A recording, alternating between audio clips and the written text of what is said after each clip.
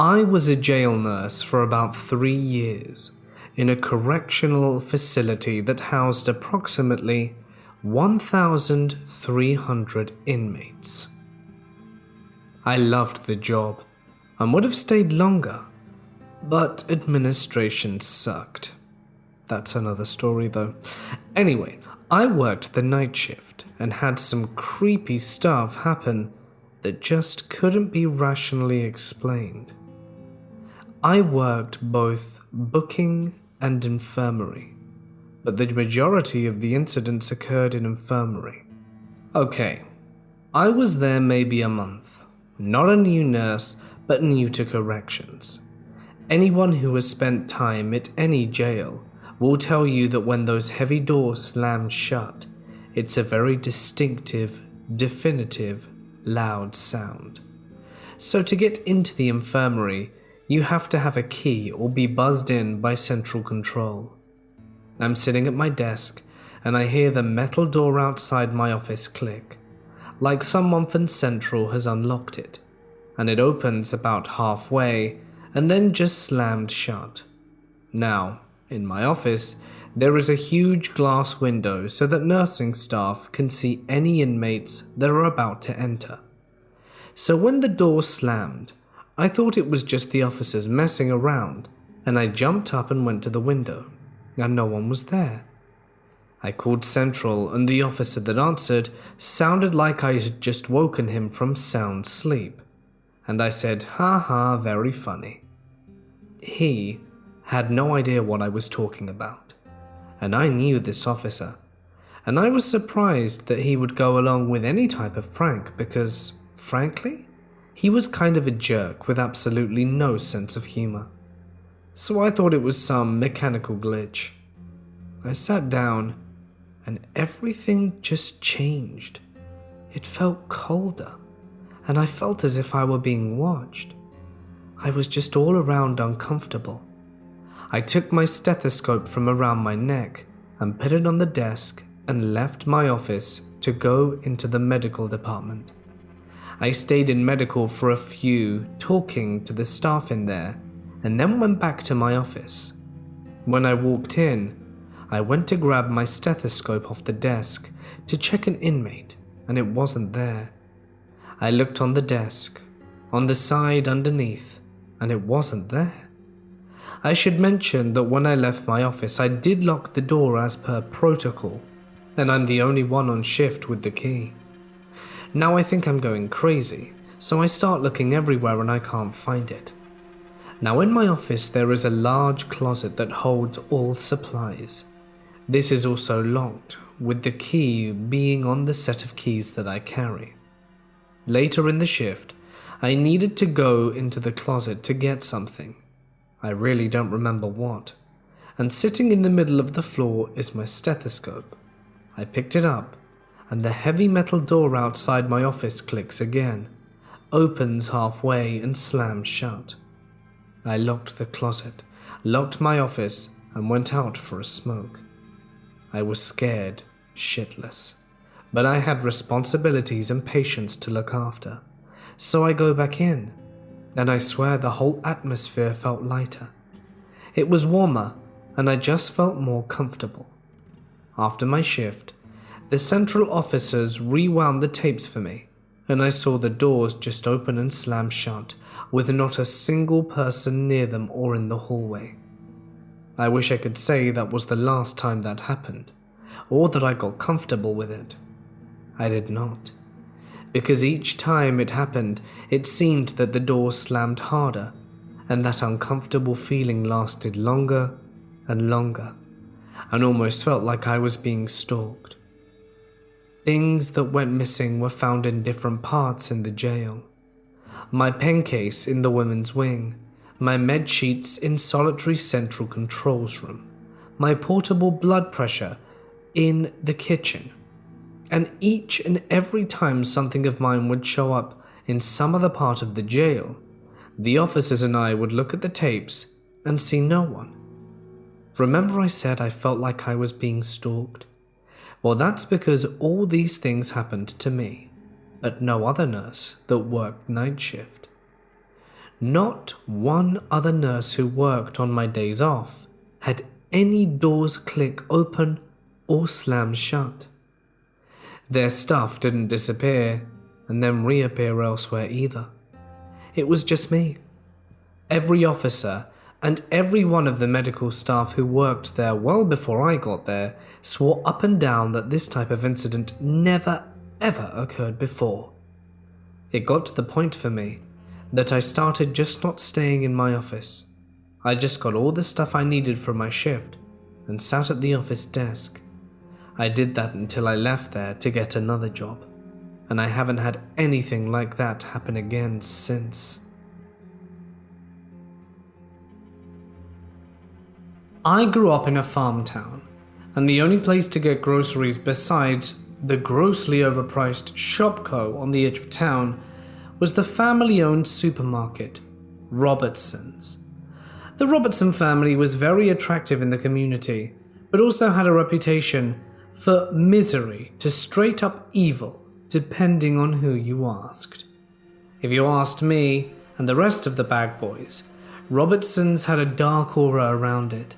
Many features contributed, like the vaulted ceilings in the back room, the creaking floors in the offices upstairs, and the door hidden behind a pile of old shelves that seemed to lead under the loading docks. The worst was the patriarch of the Robertsons, Blaine. He was too old to handle the business decisions, but was too stubborn to let his toupee-tooting son to take it off his hands. So he spent his days shuffling around the floors, agonizing the bag boys at every turn. He'd chastise us for clocking in more than a minute early, and he'd chastise us for standing at the clock with a minute left on our shift. He'd chastise us for laziness the second we weren't actively moving items. I always joked that Blaine was a vampire. He just refused to pass.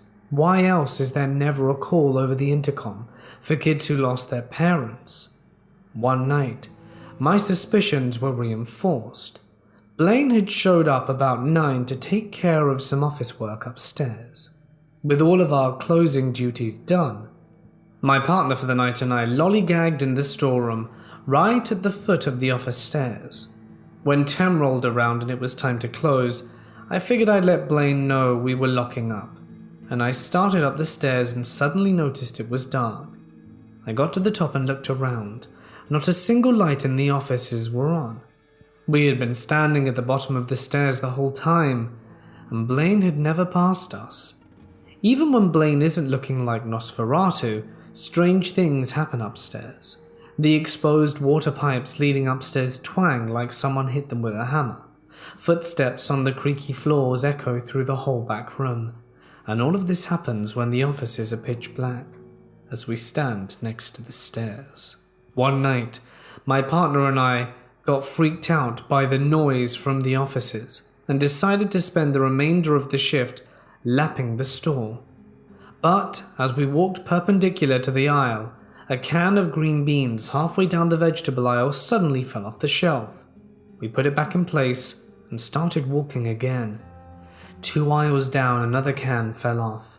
This time, as I put it back in place, a can 15 feet down the aisle flew off the shelf. We left that one sitting 100 yards around the cash register for the rest of the shift. To top it off though, a bag boy requested to be taken off night shifts after an experience he had in the break room. The break room has 2 small bathrooms, male and female. He was taking his dinner break when he had heard a baby crying from the women's bathroom. He had been there 5 minutes already and hadn't seen anyone come in, much less a baby.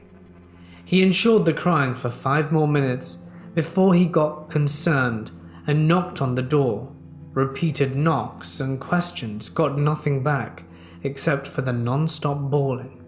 He was finally convinced something had happened to the mother and cracked the door open, only to find the room dark and empty. To give the context of where this story is based, I live in a smallish college town near a small to medium-sized city.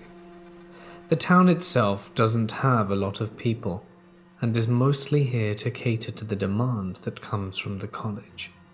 Because of this, the stores around the college are mostly open 24/7, so that the college kids will be able to impulse buy whatever they like. The other big sellers around here is gas. Of course, gas can be bought in the city, but being a town that is often gone through in order to get to the city, a lot of places will try to keep the price of gas slightly lower than any of the stations in the city. My story begins when I was working overnights in a gas station / liquor store when I was doing part-time classes in college, but mostly doing classes online, so they wouldn't ruin my availability for a full-time job. The store that I worked at had only one person working overnights for a long time.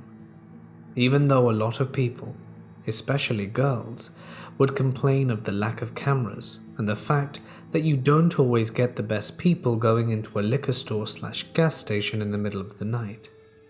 The owner's hand was forced one night, because I started working there, that a woman who came in to buy milk went outside to her car, only for a man to come up behind her and shove a gun to her back demanding her money. She complied with him and luckily he let her go. She ran into the store, sobbing hysterically, and though police arrived shortly after, he was never found. I personally prefer having two people on, even if there wasn't a safety issue. The nights seemed to go by so much quicker when there was someone else there, and it was really nice that the person I normally closed with, and I got along with so well. Overall, there were 4 overnight shift workers: Josh, Nick, Dixie, and myself. Dixie had another job and really was only working there as a favor to one of the managers, so she would only work 2 nights a week with either Josh or I. Josh and I worked together 3 nights a week, and Nick worked with Josh and I 2 nights a week. Dixie was really nice and fun to be around, but she didn't really particularly like the job or want to be there. Josh would get annoyed with her a lot for just standing behind the register while he did all the work, but it was only 1 night a week, so he didn't complain too much. Nick, on the other hand, was a bit different. He worked there 5 days a week, just like Josh and I, but they never seemed to put him with one person for more than a week. No one seemed to really like him, or enjoyed working with him. Nick was a little off from the start. He was one of those people who told you his entire life story as soon as you met him, giving a bunch of really personal details that no one really wants to know or feels comfortable hearing. One thing he always seemed to talk about was the strain on his marriage. Apparently, he had had a really bad drinking and drug problem for a very long time, and the drug part got better when he could switch over to weed. But he couldn't seem to get his drinking under control. He was hard to be around, but you kind of get used to some people in that kind of job being sketchy. I was there for almost 3 months, when Nick's stories seemed to escalate out of nowhere. He began telling people that when he was younger, he was diagnosed as a psychopath, and he had to take a bunch of pills for it every day so he wouldn't become violent. Not exactly what you want to hear from someone you're alone with in the middle of the night, but okay. We all have our problems, and some people get dealt a bad hand when it comes to mental illness.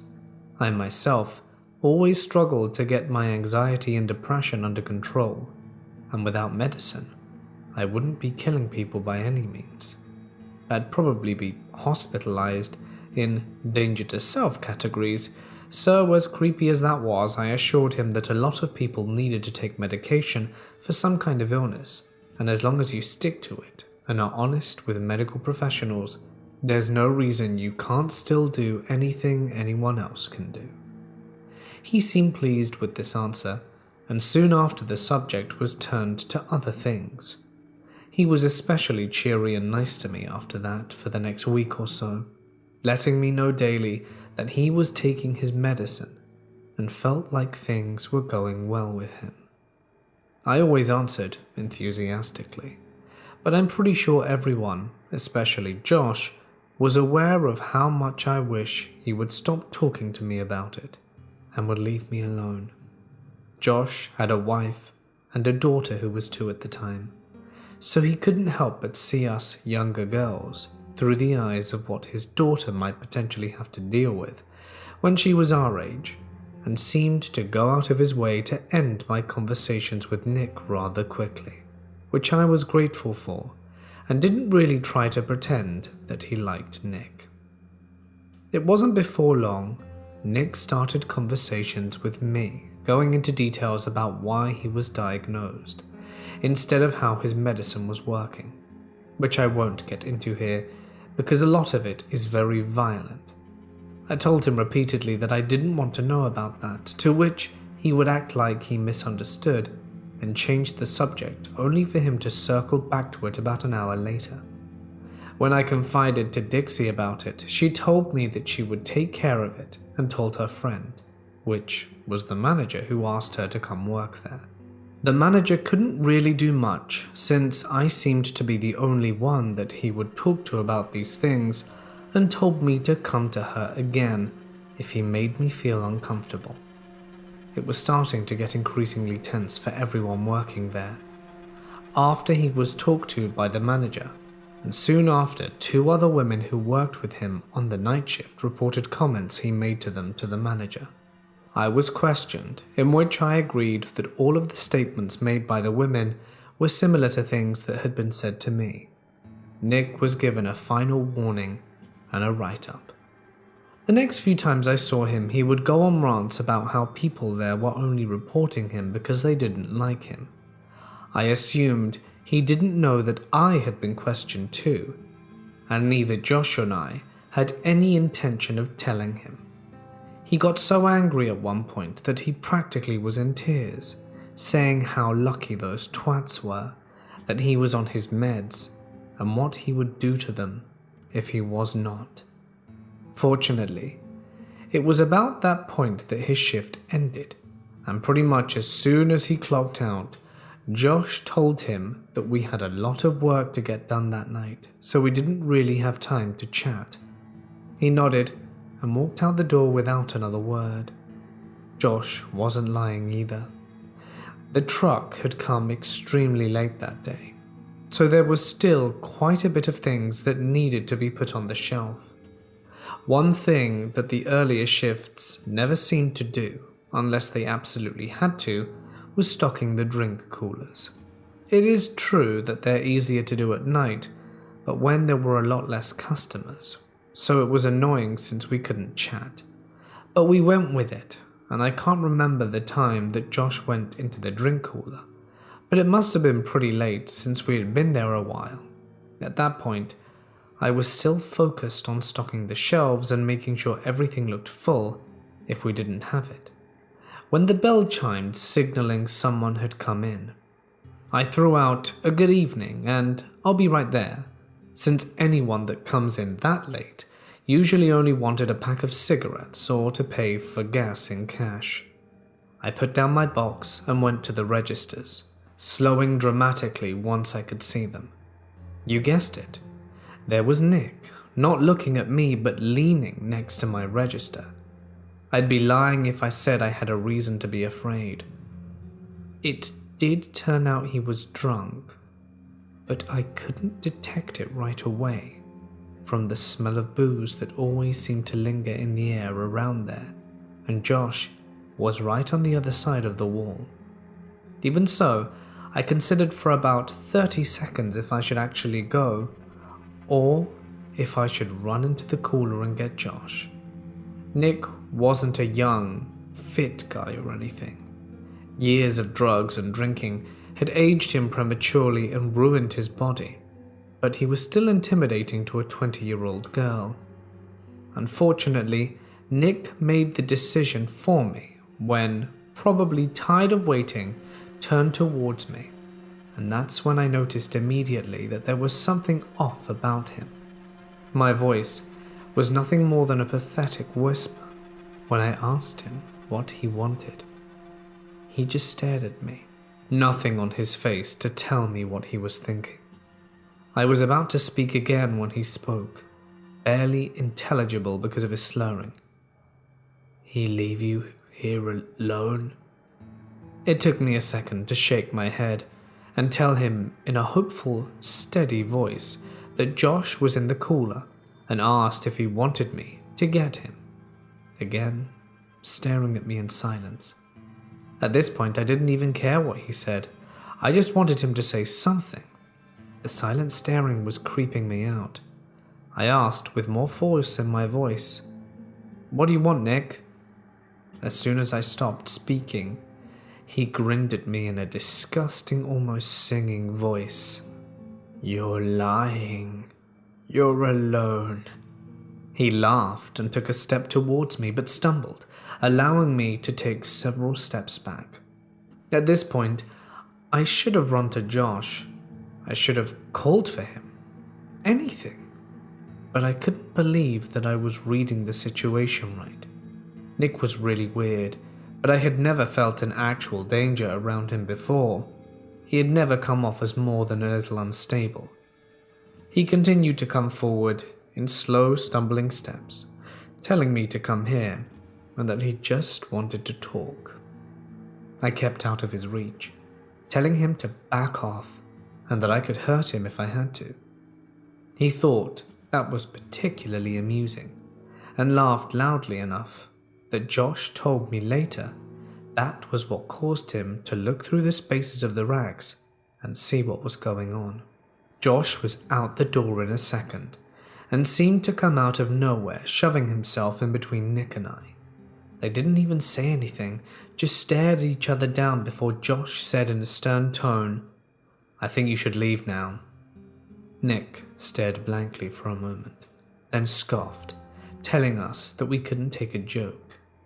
I was trying not to cry at this point. The only thing more terrifying about the situation was knowing that if Josh hadn't been there, and he somehow had caught me, I would have stood no chance against him. Josh left me standing, with my back against the wall, corralining Nick to the door. Completely unexpected on both our parts, Nick turned and took a swing at Josh.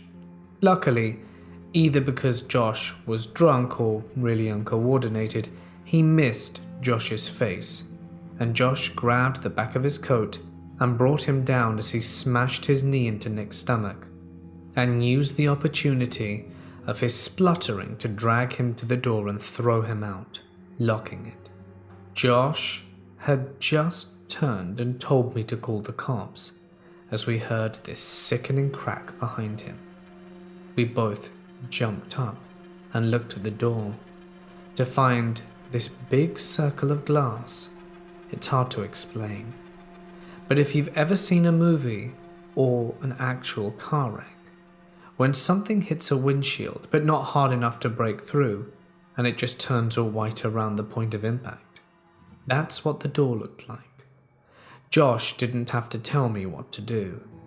I ran to the register, grabbed my phone, going to the corner furthest away from the front door, and huddled on the floor. I didn't even notice at the time, but Josh told me later that when he turned to see the glass, that was the first time he noticed that Nick had a hunting knife in his other hand. The fact that he had tried to punch Josh instead of stab him is a mystery and a miracle. I was sobbing when the operator picked up the phone. I don't even know how she understood me. I was crying so hard. But between my distress and the sounds of Josh and Nick yelling at each other in the background, with loud smashes of Nick hitting the door, she got the urgency of the situation. She asked me where I was, and luckily she knew the address, because just as I got up to look at the receipt to see what the address was, the glass smashed. I dropped back to the floor and she told me that officers were already on their way, and to do whatever I could to get away or hide, even if I had to leave Josh. The whole wasn't big enough for him to get through, and he had made it by grabbing the ashtray from outside and throwing it at the part of the window he had been repeatedly punching, causing it to break through. He didn't make it to break through though. From that hole, he could only reach the lock on the door. According to Josh, he walked to the door and put his mouth against the hole that he had formed and said something that I'm sobbing right now even thinking about it, in that horrible sing-song voice that he used the first time I spoke to him that night. He said in such a happy tone, "They're never going to find you two." Needless to say, as tough as he was acting, Josh was crapping bricks as much as I was. He was older than Nick, in his mid-30s, but he was a beanpole and wasn't exactly known for his fighting skills.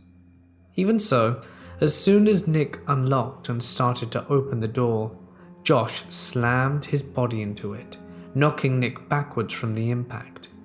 Josh yelled for me to run, and even though my legs felt like they would give out at any moment, I ran right behind him to the receiving doors in the back of the store. Nick was cursing and yelling at us as the door jingle went off. Josh slammed into the back door, cursing in pain, as he realized it wouldn't open. We later found out that Nick had pushed the dumpster in front of the door, locking the wheels of it against us before he came in. We seemed to both realize at once that he actually planned this. Nick rounded the corner, still doing that awkward stumbling walk, though faster now. It at least gave me some time to slam the back room door shut and lock it. I was sitting in front of it, Josh bringing over anything he could find to barricade the door shut. When Nick reached it, he must have heard me crying, because he kept calling out my name, telling me it wasn't me he wanted. He would make sure that I passed before I even felt the pain if I opened the door. He then started stabbing the door, screaming at me to open it. I screamed and moved when he stabbed it the first time, but Josh and I both moved immediately to hold it shut again. I remember Josh and I making eye contact. We were both crying by now, and I wanted so badly to say something to comfort him, but I couldn't think of anything to say. I had dropped my phone when I ran to hold the door shut, and neither of us could move to get to it, so we had no idea how long until the police got there, and the door was made of wood, so it wouldn't last long against his body slams and offered no protection if his knife went into one of our hands. All I could think about was that I was going to pass here, that my dog would never know why I never came home, that I would never get my degree, that I have enough money to actually start life, that all of the plans for my future, my girlfriend and I, would never happen. In the most anticlimactic and wonderful finish ever, it suddenly went silent. There were no police, car alarms, no yelling, nothing. It was as if Nick had just vanished. Josh and I looked at each other, not even daring to breathe, listening for any sign of life on the other side of the door. We both slammed to the ground when a gunshot went off at once, then twice, then a third time. There was more silence. Then a voice rang out asking if anyone was here. We weren't sure if we should say something. Then the voice continued with his name and that he was an off-duty EMT who had been listening to the scanner. Josh got up and pushed the things aside in front of the door, opening it just enough to put his head out. And then it seemed like the breath just left him. He opened the door and went out into the store, relief all over him. I ran and grabbed my phone, seeing that the call had disconnected or the dispatcher had hung up. When I went out into the store where Josh and our rescuer was, he was in the middle of explaining how the police over the scanner were sending a bunch of cars, but they were all pretty far away. and he had a horrible feeling that they wouldn't get there in time when the dispatcher was telling them what they'd find when they got there. He didn't want either of us to go outside until the police got there, because though Nick had been shot in the shoulder, he still had the knife when he took off. The EMT said he would run after him, but with the state the store was in, he was scared that someone in there could be hurt or dying. The next 20 minutes were a blur. Josh and I were sitting on the floor hugging each other when the police got there. The EMT had called dispatch and told them of the new situation, and most of the cars that were coming to our location were diverted to look for Nick. It was soon after that Josh got to use his phone to call his wife, and she came right over, only bringing their daughter because he begged her to. He seemed to completely break down when he held his daughter and hugged his wife. I had an extremely similar reaction when I finally got home and came in to see my dog's body wiggling excitedly, proudly displaying his flamingo toy for me as a welcome gift. Nick was found 2 weeks later in an old RV in the woods that he had been using to do his drinking and drugs in so that his wife wouldn't catch him. Apparently the reason that he had come after us was because he thought that the reason that Josh wanted him to leave so quickly was so that he could call the owner again, and this time the complaint would get him fired. Unknown to us, his wife had kicked him out 4 days before this happened, and was in the process of getting a restraining order against him over threatening texts and phone calls she had been receiving. He stated that his job was all that he had left, and Josh needed to be punished for trying to take that away from him. He said that I wasn't the target, and he didn't want to have to kill me, but he knew that he had a much better chance of ending Josh's life with me there than Dixie there, since Josh would be more likely to face him to protect me. Neither Josh or I called the owner or even a manager over his comments that night, though maybe we should have. In hindsight, it was disturbing what he was saying, but we were so used to him being a creep and saying really horrible things at that point, that it didn't even register to us that he could seriously be thinking about trying to hurt someone. I had known him for 3 months, and Josh had known him for 6, and he had never done anything violent towards anyone. Everyone just thought he was all talk. We also put faith in the fact that every employee had a background check on them before they were hired, so it's not like Nick had ever been violent before.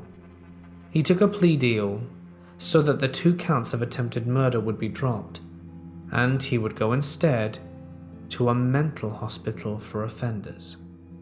The reason that I'm sharing this story now, other than the other stories on this subreddit inspiring me, is that I got a call 2 weeks ago notifying me that as long as there is no setbacks to his health status, Nick is set to be released on June 8th of this year, Mort's birthday. When I called Josh, he said that he had received the same news that day. Neither Josh or I work there anymore, and Josh has since moved away to another town on the other side of the city, and I have switched to going to college completely online, and am now in a new place that I'm renting with a roommate. I don't think he'll come after either of us. I don't see how he could blame us for what happened. I've heard so many of these stories, and after the fact, everyone seems so prepared for what to do if they ever see the person they're writing about again. I don't think I'll be any more prepared to face him this time than I was back then. I've had pretty intense nightmares ever since that day. But ever since I got that call, every time I close my eyes, all I can hear is that one sentence louder and clearer than I ever have heard it since it was actually said. They're never going to find you two. Nick, if it was true that you were diagnosed as a psychopath, I hope you're getting the help you need. You already destroyed my peace of mind, and even now, years later, I don't feel safe, especially at night. I don't believe in God, but I pray to anyone that's listening that we never meet again. In college, I wait for my roommate to get off work at the new parking garage my campus built. He was a security guard on the night shift. Nothing too crazy most of the time, but one day he finished his shift and I told him I'd meet him outside. He leaves the garage and says, "I don't think you're going to believe me when I tell you this, but I have something to tell someone while it's fresh on my mind." The next part is how I remember him telling me while we sat in the car. He goes, "I was sitting in the office chatting it up with a custodian when he pointed to the security camera screen and told me there's a guy in the stairwell. We both looked at the camera closely, and sure enough there's a guy just standing on the landing in the stairwell in an old-timey suit and bowler hat and everything. The security guard told me he'd start cleaning at the bottom of the stairs, and if he saw the gentleman he'd tell him to leave. I told him I'd come up to the landing and do the same. I didn't see him on my way to the landing, so I made my way to the stairs while calling out that the garage was closed for the night in case he was hiding. While walking through the stairwell, I startled the custodian because he was expecting to see Mr. Suit as well, but no one left the stairwell at the bottom. I told him I had to check out the rest of the grounds and that maybe he slipped out another way, even though there was no real way either of us could have missed him.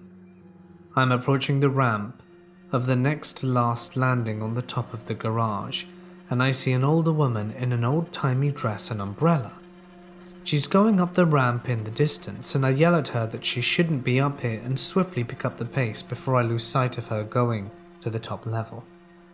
As soon as I arrive to the ramp she was ascending, I don't see her. I got to the top of the ramp and see a kid skateboarding on the last level of the garage. I tell him the garage is closed and he shouldn't be up here, but at the same time wondering where the woman went. The skateboarder apologized and said he'd walk down with me if that would be okay. We got to the bottom and I say, "Hey man, you see anything weird at this garage tonight?" The skateboarder looked at me with the most confusing stare and said, "Well, there was this older woman standing at the edge of the garage and I didn't see her come up the ramp. I screamed at her to tell her she should be careful and not get too close to the edge. I went to pick up my board and when I looked she was gone. I ran to the edge to see if she jumped, but nothing. She was gone. She was wearing this old-looking dress and an umbrella. I didn't want to tell the kid I saw the exact same woman because I was too freaked out.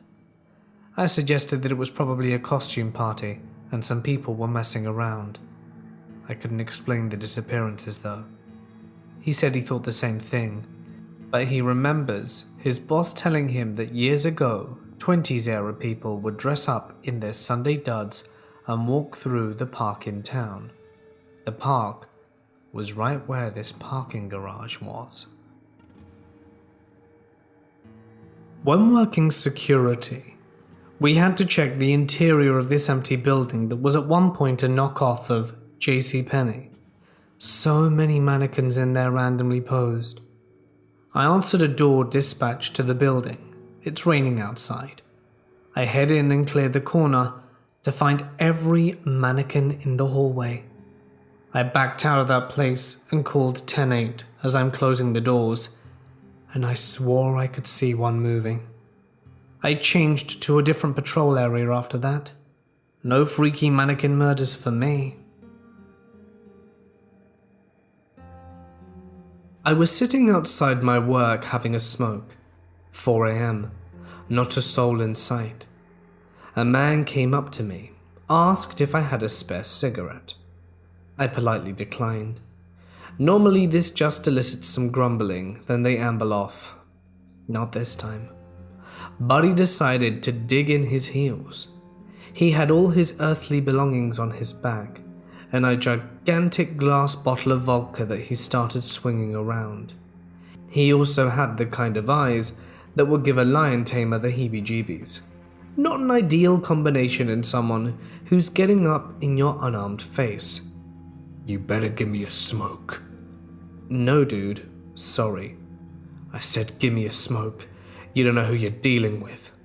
He starts to loom over me, getting a bit too far into my space bubble. I stood up, all 5'3" of me. The only things I had going for me were steel toe-cap boots and a really bitchy look. The man backed up a step and then came back even closer. He was directly in my way back to the door. He took my motion as a threat as he immediately ramped up his act. If you don't give me a cigarette, I'm gonna end you. No one will find you. Now look me in the eyes, woman. I'm looking at you in the eyes, I replied firmly, planting my feet and giving him my best graveyard shift stare. Anyone who's worked night shifts will know what that stare is. He kept insisting. I looked him in the eye and I kept replying just as fast that I already was, and what was he gonna do about it? Don't try me. I'll drag you by your hair to the bushes, and then you'll see. Getting closer still and holding the vodka bottle up. This is when I started getting really loud. Get out of my face and back off. Get out of here now. In true predator fashion, he got all nervous at the sudden yelling, and while he kept threatening me with all sorts of heinous things, and was looking around quickly for any witnesses, this is when I knew I was in trouble if someone didn't come along. I cannot emphasize enough how creepy this guy was being. I've actually abbreviated most of what he said, but luckily my coworker finally heard the commotion and came barreling out, already on the phone to the police. The man started threatening her as well, then realized who she was on the phone with and quickly walked away, slurring more insults as he went. The police came and I gave a detailed description, but they never found him. I sometimes wonder what would have happened if my coworker hadn't come out when she did.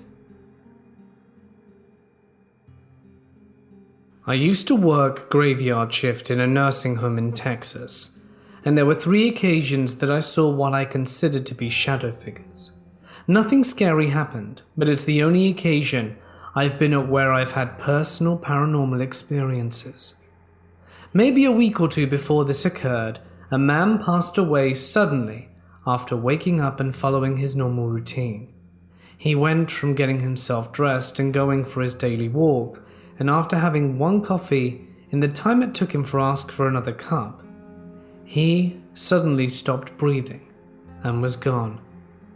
During normal work duties, I saw a completely black head peek around a corner and then go back to being obscured by the walls, like a man peeked around the corner, then went back on the hall. There were no noises associated with anyone leaving a room or anyone walking down the hall, and when I went to investigate the hall where the man peeled around the corner, there was no one there. The man that suddenly passed away lived in a room down the hallway, and the head peeking around the corner, I think it's him. Maybe he just hasn't been able to move on yet. The second incident was when I was working graveyard shift. We did some housekeeping duties since a lot of people sleep through the night, and I guess they wanted to give us something to do. So I was dusting around the TV and saw a human shadow walk behind a couch reflected in the TV. Again, no sounds of a resident opening a door. So at this point, everyone was in their rooms sleeping. I assumed it was my coworker, since I hadn't seen her in a little while, so I figured she was doing some cleaning in another area. A few minutes later, while I was still dusting, she came out of the area where we do laundry, so clearly that wasn't her. Again, there was no resident up because the walk that I saw was completely fluid and did not resemble a resident, as they all were not physically able to walk like the figure I saw reflected. It was someone in their 20s, with no physical difficulties. That's how they walked. and there was no color reflected in the TV. It was fully black, like a walking shadow. That unsettled me for a while. The third incident is there was a woman who knew was passing away. Our duty with her was to keep her clean and comfortable while she was in the process of passing. That night I saw through the window of the nurse's station a pure white shadow walk one way down the hall the woman was living on, who was in the process of passing away. Then I saw the figure walk the other way down the hall. I then saw the figure walk the first way down the hall again. To this day I didn't know why the figure was white when the first two figures I saw were black, but I'd like to think it was the woman's guardian angel of some kind, staying with her or waiting for her to pass to take her to the afterlife. After moving to Mississippi and getting jobs here, I've had no more paranormal experiences, so there must have been a high level of energy at that place in Texas. It was a fairly new facility, so maybe that had something to do with stirring up energies. When I was 17, I got a job working for a major thrift store chain in North Seattle, a location considered by many to be sketchy. The MO of this chain was to buy up old grocery stores or other serviceable old buildings and open up stores. The building was, I believe, one of the old grocery stores of the area. It was tiny and very old. I had made a few friends while working there, most of whom I'm still friends with today, and recently this was brought back up. It blows my mind I could have forgotten this because it's the only actual tangible evidence I've ever seen with my own two eyes of real paranormal activity. Here's what went down. One night after everyone went home, the security alarm went off. That flagged the security company to send a police car and to inform the building owners. So on and so forth down the chain of command until it landed at my friend, the store's supervisor's, feet. Since he lived within walking distance of the store, he was responsible for meeting with the patrol and verifying that the building was all clear. And it was. With that taken care of, everyone went about their business. The next day, he obviously checked the security footage to see what might have set off the alarm. He actually called me and a few others into the office to show us the footage. Let me describe the layout for you, so you can get a better mental image of this first. The front of the store was an entire wall of floor-to-ceiling windows with 3 doors. An entrance, an exit, and an emergency exit with a big red handle that would trip the alarm if used. The registers stood between that front wall and the racks of clothing, with each rack having a little end cap sign on a little metal post. If you've thrift shopped, I'm sure you know what they look like, as it's pretty much the same in every shop. The back part of the store, the employee-only area, had a bunch of racks of clothing waiting to be priced that sat there for the next morning. So he showed us this CCTV footage. It's dark, it's empty, and nothing seems to be happening for a minute. Then, one of the end cap signs starts to slowly spin. This I could easily write off as a vent draft or something, but things started picking up. The CCTV would pan back and forth between the camera, overlooking the front windows / registers / partial view of the racks, and end cap signs to the back of the housing area where we processed all donations. In the back, you could see the sleeve of a coat being lifted, as though it were being pinched at the cuff and lifted above the collar before being dropped again, over and over. That could not be explained by a draft. Back to the front camera. The sign is now spinning extremely fast, and the crappy cardboard signs that hang with fishing line from the ceiling are swaying like crazy, almost like an earthquake. And then the glass window actually started flexing violently. The red handle on the emergency exit door, a long metal bar, almost as long as the actual door at the front, thrusted up and down, while the whole door and surrounding windows looked like they were being wailed on by someone, or several somebodies. This is what set the alarm off. There was no one there. The parking lot was visible through the glass, and there was not a single person in that entire place. All the activity started very slowly and ramped up into a somewhat violent frenzy, and then just stopped. All within maybe a 1 to 2 minute span. So I have no proof, but it's very frustrating, as the footage has been lost. But I can't think of any logical explanation for any of it. I'm flawed, and I will never be able to forget what I've seen. And that was the better part of a decade ago now. I'm a security guard and work graveyard shift for a federal contractor in an office building in the Washington, D.C. area, and have been at this site for about 2 months. The building is very secure. You need to get a key card in order to get in, as well as to move around the building. Well, today when I show up to work, the guard I'm relieving tells me that he got a prank call / death threat over the phone. I told him to shut up and go home, that he was serious and had a report written up and everything. So the other guard tells me that he got a call around 7:20 from someone saying they were in the building in a weird scream voice. He just hung up on them, but they called back a few minutes later and do the same thing, saying, "Come find me, I'm on the 7th floor," and that they would cut him and do all kinds of stuff in that same weird voice. Well, we have to do our hourly patrols between 6 p.m. and 6 a.m. But he didn't do any of his because he was too freaked out, and I don't blame him. So I asked him if he didn't mind staying a little longer to do the patrol with me. We do the whole thing pretty thoroughly and don't see anything, so he goes home. It's now 11:15 p.m. I'm sitting at the desk after completing my second patrol, and am a little freaked out myself. That's when I get a phone call. Immediately I start freaking out because it's from a restricted number, and the only people that really dial this number are our main office and people from the company we contract for. I pick up the phone and this strange sort of wheezing voice starts saying, "What floor are you on?" My hands are shaking and I'm basically freezing and don't move or say anything.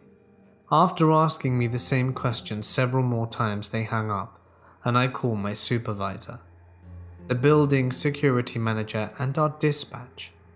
The weirdest part is that the person obviously has knowledge of the building, because they called right when I finished my patrol asking what floor I was on, and they told the other guard they were on the 7th, i.e. the top floor.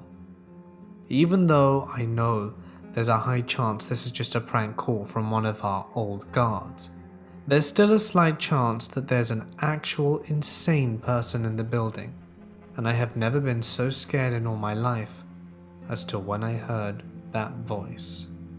That night managed to be one of the longest in my life, but it got weirder. After about 6 hours had passed, nothing had happened, and I started to feel pretty normal, not 100% but not cowering in fear either. I heard a noise at the front door of the lobby.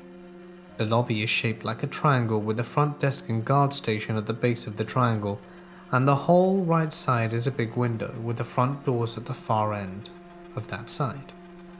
I instantly turn off the speakers to the computer and freeze. I don't move for about a minute and roll my chair over to the camera monitors. The display has 9 camera feeds and switches to the other 9 camera feeds every few seconds, so I'm frantically trying to find the ones that correspond to the front door. Now there are some employees that start showing up between 5 and 6, but they all have key cards, so they come up from the garage through the elevator, and no one has ever tried to do this during the graveyard shift. After what I felt like was an eternity, but was probably only 25 seconds, I find the feed and click on it to maximize, and standing in front of the door facing towards the camera, not into the building, is the figure He's in a black suit and has a featureless face. I crap you not. My jaw drops and my heart races to the thoughts of Slender Man. I immediately call my supervisor and tell him there's someone outside the building just standing there. He says he's 10 minutes out and he'll pull up in front of the building. After an agonizing 10 minutes of staring at the feed and this guy not going anywhere, my supervisor finally calls me back and tells me to go to the front doors as he'll walk up in case anything gets crazy. Turns out the guy outside was our new guard that no one told us was coming. I didn't know if I wanted to hug the guy or punch him, but I was glad that one of the weirdest nights of my life was finally over. I worked the night shift at a local McDonald's. I had to fill in for my friend Kiara, who called in sick. This night was probably one of the most terrifying nights I have ever worked. It was dead around 11 p.m. as I was asked by the manager to sweep the floors until a customer came in. One customer came in, and he looked a bit rough. He had a long, rusty beard, glasses, sandals, and just clothes that had stains on them. I go over to the register and say, "Hello, can I get you anything?" "Yeah, I'll have a large coffee, please." I take his order and give him his coffee and tell him, "Have a wonderful night, sir." He smiles. I resume sweeping the floor again as I see this man sitting a bit close to where I could be sweeping, which is usually under the tables and just around the floors. When I reached his table, he says, "You're very beautiful." "Thank you so much," I say, with a smile. "Can I give you a ride home when you get off work?" "Oh, no thank you, I have a ride home." He becomes the opposite of the nice man that I took the order from, to just pure rude. "What's your schedule?" "I'm not allowed to give out that information, sorry." He takes his coffee and goes back outside.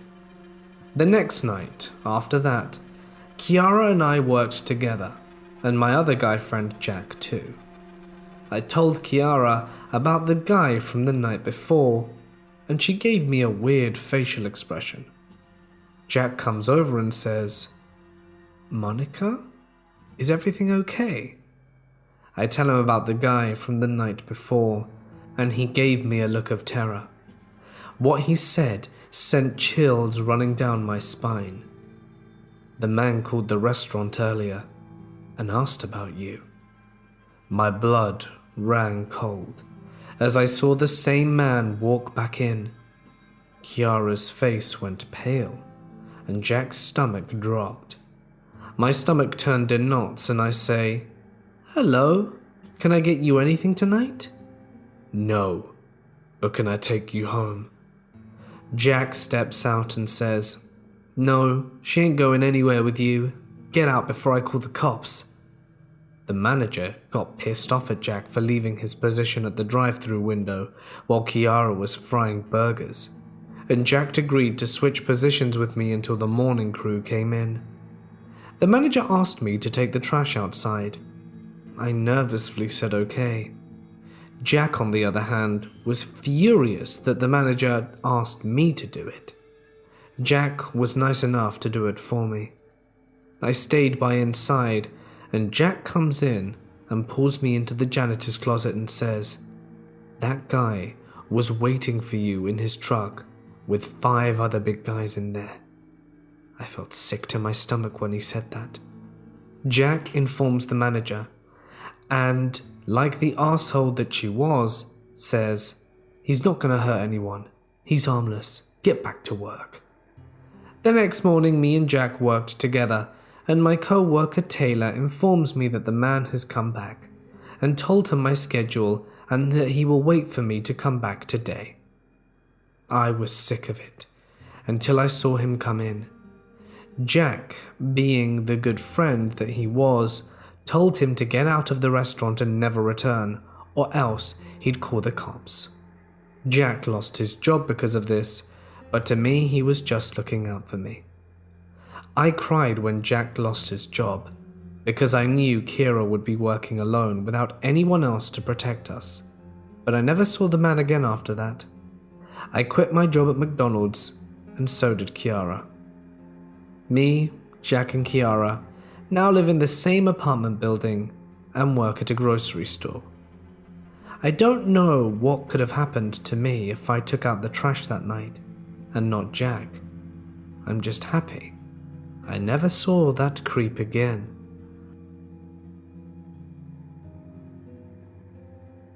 I'm a 20-year-old college student who works part-time on weekends as a night shift security officer on campus. My partner is a 22-year-old student in the same situation, same company and job. This experience is theirs. We are both currently on duty at different posts, and they messaged me about this experience a few minutes ago. I'm sharing it on their behalf. My partner is called Jay. They're currently working at the front desk of the Fine Arts building of our college. The building is on Broad Street, the main street of our city. Around the time of night 3:30, there would be the occasional student coming out of that building, and a pedestrian on the street every now and then. Jay's security cameras show the area just outside the building, including footage of the dumpster and back parking lot and the sidewalk out front, which is well lit by the street lamps since it's a main street. The cameras have about a 5-second delay, but show smooth enough footage. Jay messages me, "I just watched a person dissolve on my camera system like the wind blew them away. It wasn't any kind of screen glitching I've ever seen." Upon questioning them, they told me they saw what looked like two figures wearing hoodies with their hoods up, who were not identical, that seemed to be walking together. They said only one of the two figures dissolved, and that the one who was solid didn't seem to realize the other person was there. They didn't seem to be talking, and when the figure dissolved, the solid figure didn't even seem to notice. The solid person's walk/cycle movements didn't glitch out when the other person dissolved. The camera seemed to be working correctly. The figure didn't appear to glitch or pop out of existence. Jay specifically described him as dissolving into the wind. What could have Jay seen? Has anyone ever had a similar experience? Does anyone have reading material or a term to search up? I know it's nothing crazy, but we're scared and unnerved, and truly unsure of what to do. For the first 2 years after graduating nursing school, I have worked in this nursing home. The things I have experienced at my night shifts have made me believe in the paranormal. I will share my experiences with you. Some are about patients that have recently passed, and a story about a poltergeist haunting me at work. Background. The nursing home itself is only 20 years old and quite modern. There is a large tree yard with all kinds of fruit trees, and there are some water surrounding the property. The nursing home houses about 100 patients. All of these patients have dementia in the later stages of the disease. Because of this, many of the patients pass within the nursing home. Our job as caretakers is to make their lives as enjoyable as possible and bring comfort in the last stages of their lives. An older male patient of my ward developed pneumonia and passed within a week. This man was not able to speak much more. The only things he would say is, "Who can help me?" in a very distinct voice. 5 days later, I had my first of 4 night shifts. A message appeared on my pager that a sensor detected movement in another room at the end of the hallway. When I went to take care of the patient that probably needed a pee, I walked by the room of the deceased male. When I crossed his door, I heard him call in his distinct voice, "Who can help me?" Not being able to think very fast, I planned to take looks at what's going on after I helped the patient from my pager. A few minutes later, I stood within the now empty door from which the deceased called out. Only then I remembered he was to be cremated the next day. Chills went down my spine as I realized. After this experience, I studied a bit more about the paranormal. Many of my more experienced night shift colleagues told me they were experiencing similar events.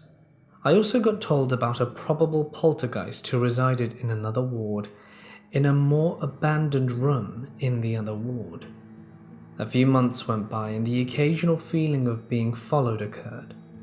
I have also had an experience where the temperature around me would drop drastically and I would suddenly feel freezing. I later found out this could mean there was a ghost present. We had 2 house cats that were always fighting each other in the hallways. Besides that, they are sweet and cuddly pets who spend a lot of time being loved and petted by the patients. These cats would sit at the door of patients that were passing. They didn't make any noise, they just sat there waiting. Sometimes they even tried to sneak into the room of that patient just to sit on their beds. After a few months, I transferred to the ward with the probable poltergeist. The feeling of being watched continued frequently in this ward, and we had many more paranormal occurrences. When a patient passed, sometimes bed sensors would go off randomly in the rooms of these patients. This was frequent to happen after the patient passed, and lasted until they were either buried or cremated, which usually happens a week later here in the Netherlands. My understanding and interest about the paranormal grew, and the more I knew, the more obvious things would happen. Within a month, I experienced another situation like the first experience I described. A patient with a distinctive cry. She always cried, due to illness. She shared a room with another female patient. When I went to check on the woman after the other one had passed, I was about to close the door to the room when the distinctive crying of the deceased woman filled the room. This went on for 5 seconds and then just stopped, and the room was quiet again. Now, the poltergeist I mentioned.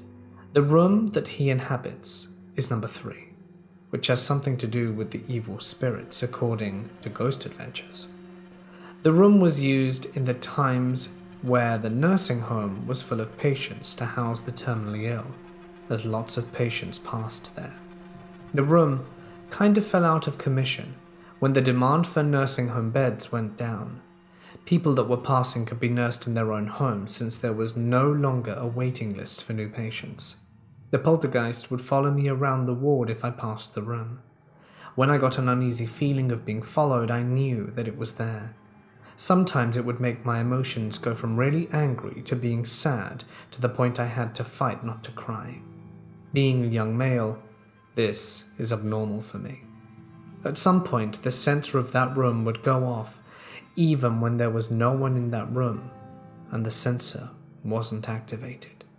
I never had the guts to go into that room alone and always asked for backup. A lot of my regular night shift colleagues knew what went on in that room and would always be very helpful. Sometimes sounds like small knocks on the doors could be heard, or the walls, and I once heard something scratching inside the door. There was also a time I saw a figure standing in the window of room 3. The figure had a human appearance, but was plain black. It really freaked me out. There was one colleague in particular that I would share my experiences with. She was paranormally gifted and could see ghosts, and has the ghost of a small boy in her home. She told me the poltergeist couldn't do anything to me if I didn't let it. The tip she gave me was to speak to the entity and tell it not to bother me, or to leave me alone, and for the most part this did help. Around the time this happened a lot to the irregular night shift colleagues, and they quit because of this. But using the tip I got from my colleague, the night shift became more relaxed to me, and not being stressed out about this cheeky spirit. My theory is that when people pass, their spirits remain within the nursing home, mostly residing in their room or ward. Sometimes they might try to contact people by saying something or making a noise. I don't really know.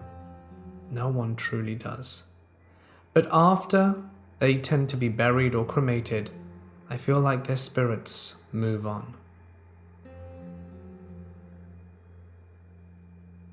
I used to be a supervisor for a janitorial company, and a couple of times a week I had to go to a middle school and clean their hallway floors and gymnasium with a Zamboni-type vehicle that mopped and scrubbed the floors. When I was there, I had the whole school to myself. I used to get finished quickly and go to the library and read while eating my dinner. But one morning after being there, I get a call from the school security. They want me to come in. When I get there, I see a police car. Uh-oh, I think. They ask me a few questions, like did I notice anything out of the ordinary or strange while I was there last night? No, I hadn't. Usually I have headphones in. Security then shows me camera footage of someone breaking into one of the classrooms while I was riding the Zamboni not far away. I was there for another 2 hours. Nothing was stolen.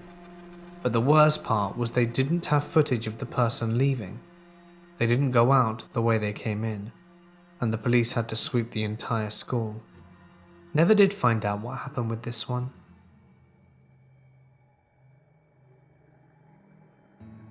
Years ago, I used to work as a security guard in an abandoned psych complex that is now a heritage-listed site. At the time, there was a company trying to sell the land, so one others and myself were employed to run graveyard shift from 6 p.m. to 6 a.m. and ensure that kids didn't sneak and burn down the place and generally mess it up. One night around 2 a.m., when it was quite dark, the other guard and myself did our hourly patrol. While he circled counterclockwise, I went through the center of 4 different buildings to check for holes in the fence. While I had my torch, I saw a young lady who couldn't have been more than 22 to 25 years old, and quite pretty, although a little disheveled. She approached me and said that she was trying to find some men who had taken something from her. Of course, being the only one around, I asked her if there was anything more I could do, including phoning the police to come by. She declined with a short smile and seemed pretty despondent. Figuring that she might try and hurt herself, I said that I was here if she needed help, but it was a dangerous area, so I would escort her out. At this point, she gave one of the most blood-curdling screams I have ever heard, and tears streamed down her face, a quicker mood change, the likes of which I'd never seen. Taken aback is the least of my feelings. She screamed, "I'll find them! I'll find them!" before sprinting behind one of the buildings. It took me half a second to gather myself, but I started after her. Now I seriously thought that A, she would harm herself or someone else, B, drugs are one hell of a thing, as she disappeared behind one of the buildings, and not half a second later did my partner waltz out from behind that same building. He'd not seen anyone run past, nor heard a thing, and that scream was loud. Long story short, from here it turns out that this ward was functioning before any of the normal guidelines came into force, and it was obvious people there were treated worse than animals. Apparently, it was not unheard of for female psych patients to become pregnant, who knows from where, and subsequently, their babies were taken from them at birth. I quit the next day, as did my partner. Nightclubs for me, thanks.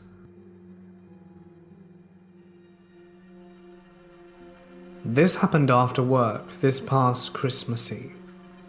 I work a later second shift from 5 p.m. to 1 a.m. or until we're done.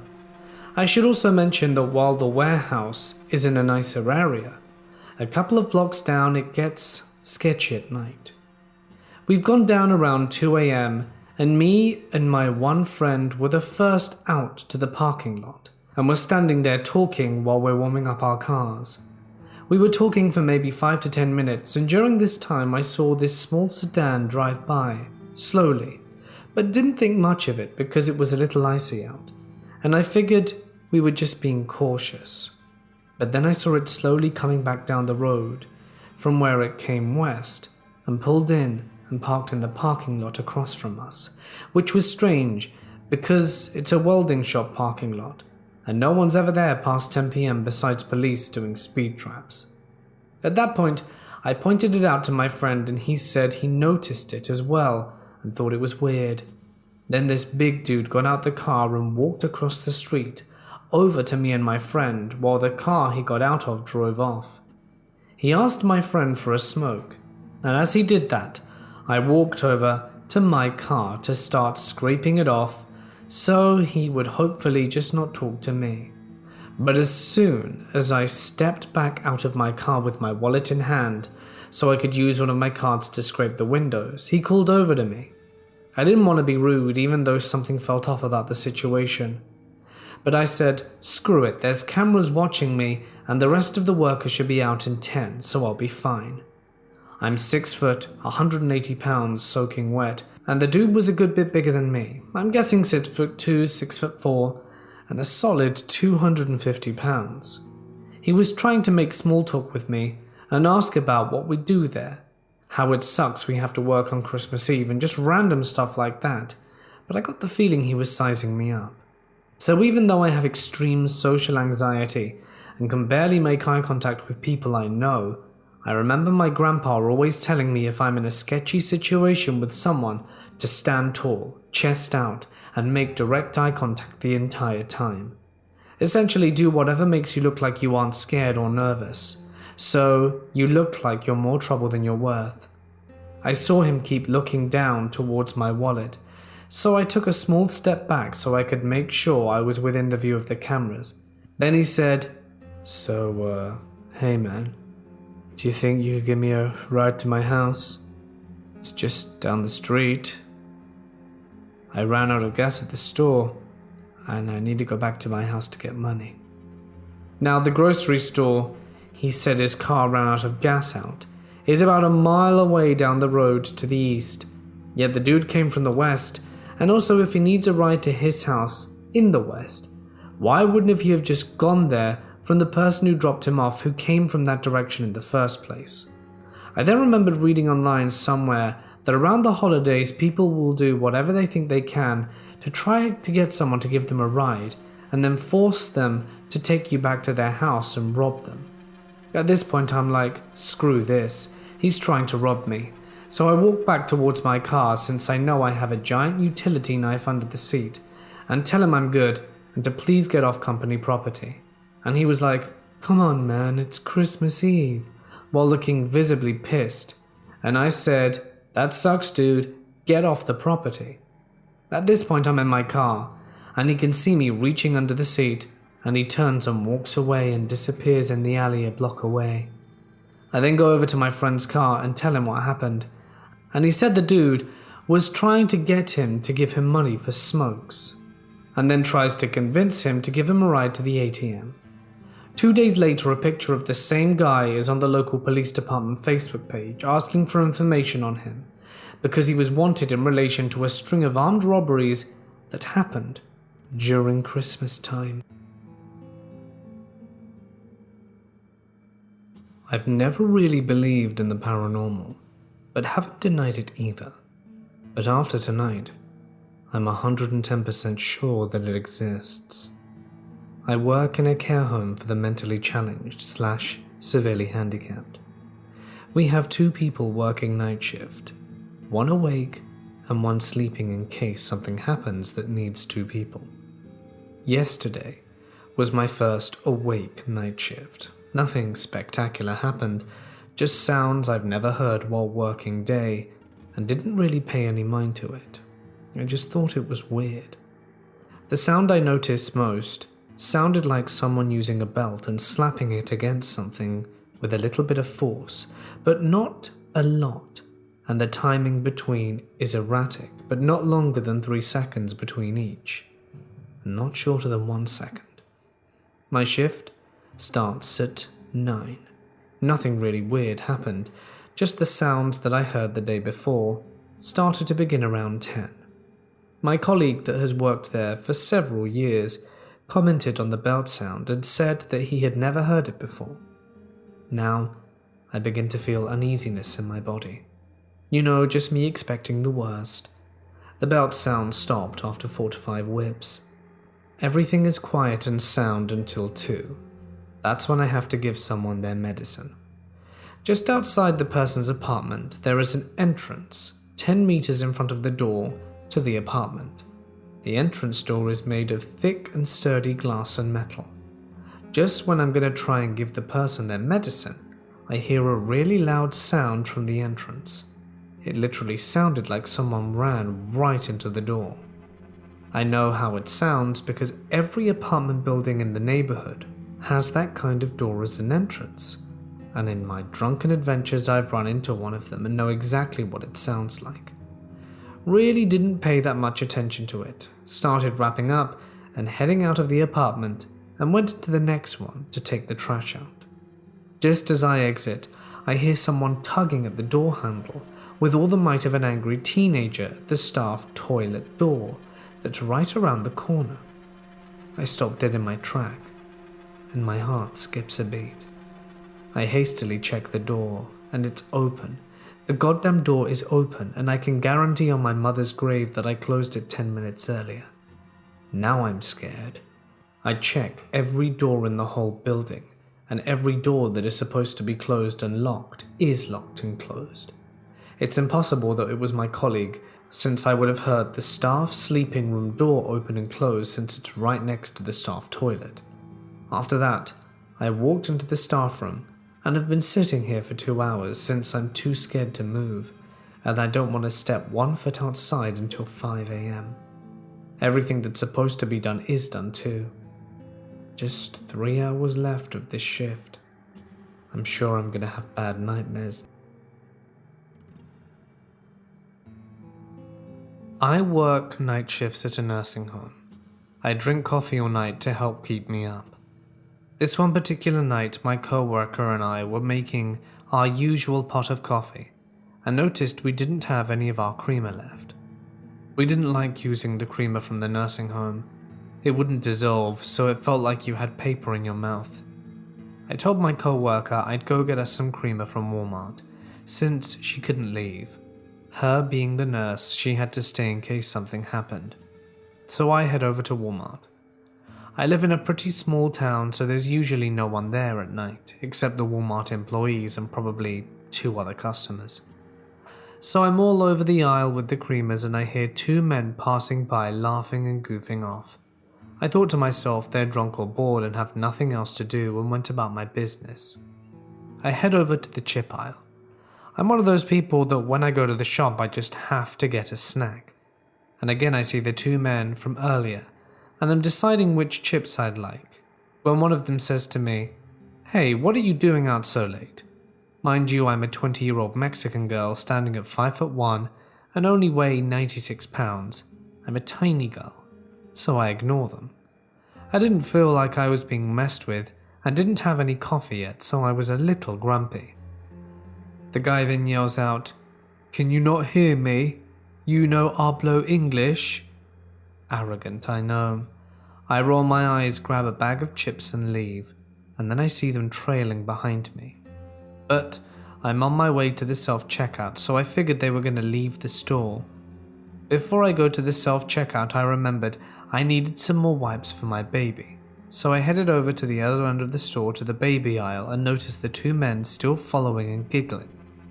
At this point, I'm annoyed and also a little scared, so I rushed to the self-checkout.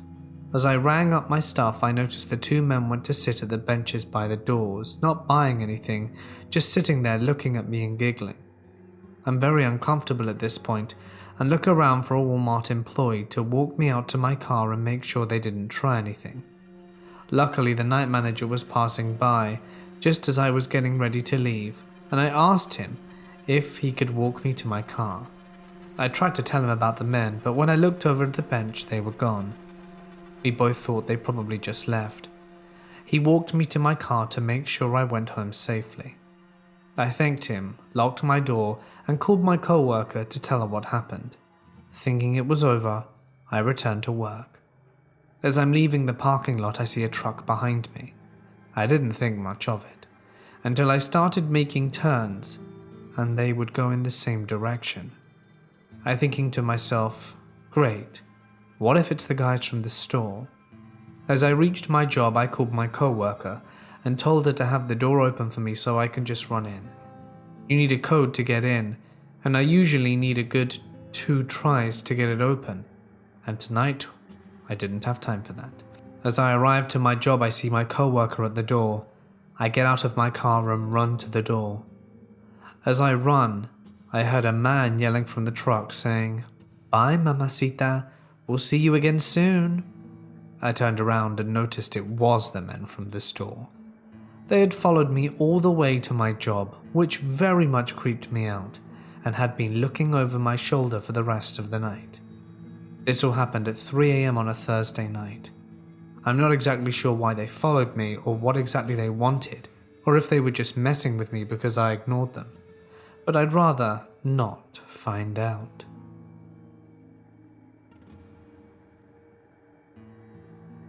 In college, I was a late afternoon shift from 3 p.m. to 11 p.m. security guard at a chemical factory on Sunday. I don't know what kind of chemicals they made, but it was comprised of 3 buildings and whose prior use was just an orange juice factory. It was cool, and the guy who would replace me at 11 was this big 6'3" guy. He would sometimes get dropped off early, and we would just chill and talk. Well, I had to walk to the property at 10:30 p.m. Every time I walked, I had no problems. Here's the thing. Of the 3 buildings, 2 were for actually mixing, heating, and emulsification, and 1 building had administrative offices. That administrative office was always closed since it was the weekend. Well, one time, this guy gets dropped off at 10:15, and he decides to walk with me at 10:30. So the administrative building is last, and we're walking towards and everything is off. So we circle the building, and as we're walking back, the office light turns on. This was the first time I'd ever seen this, since no one is supposed to be there. I pull out my keys and start walking towards the building to enter and see if someone is inside. At this point, the guy looks at me, grabs my arm and says, "Don't go in there, just leave it." I turn and look at him, and his face looks dead serious. He's looking right at me like he's seen a ghost. You've got to realize I'm 19 years old, still a kid inside really, and not afraid of anything. But looking at his face made me nope the hell out of there. When we got back to the guard shack, he told me that once on his walks at around 3 a.m. the same thing happened. He went in and the office felt really cold. He turned off the light, and as he left the building it turned on again. He re-enters as he's about to turn it off, and he said something pushes him from behind. Immediately he turns around and exits the building and tells me he'll never step foot in it again. I talked to one of the old workers there about it, and he said that when the place was a juice factory, the building housed a larger juicer and someone had an accident and died. Don't know if it's true, but the old worker told me he would never go in that building at night either. A few weeks later I quit, so that I would never have to deal with that again. I work as a nurse in a psychiatric unit, which is conveniently tucked away around the back of an old hospital. I'm on night shift at the moment, and most of the night is trying to convince manic patients to return to their bed. We were having a strangely quiet night. The staff usually sit in the corridor at the intersection between the male and female sides of the ward. We can hear everything that's going on better from there and intervene quicker if needs be. There's a shower room located just to the left of where we sit. It has a toilet, a short wall partition separating the showers in the far corner of the room. As we were sitting there, the door to the shower room slowly crept open. No big deal. We got up, closed it again, and went on with the night. It happened again, about an hour later, and again we thought nothing of it. After closing the door a second time though, we soon heard the sounds of running water. I got up to check, and found a tap in the shower room was running. I thought it must have been faulty, but when we tried to turn it off, it spun easily and stopped running water. Feeling a little bit freaked out, I checked around the partition to the shower in case a patient was somehow hiding there, but no one was there.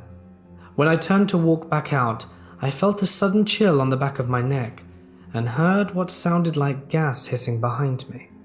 I glanced back around and checked the shower, which seemed to be working fine, and just assumed there was trapped air or something.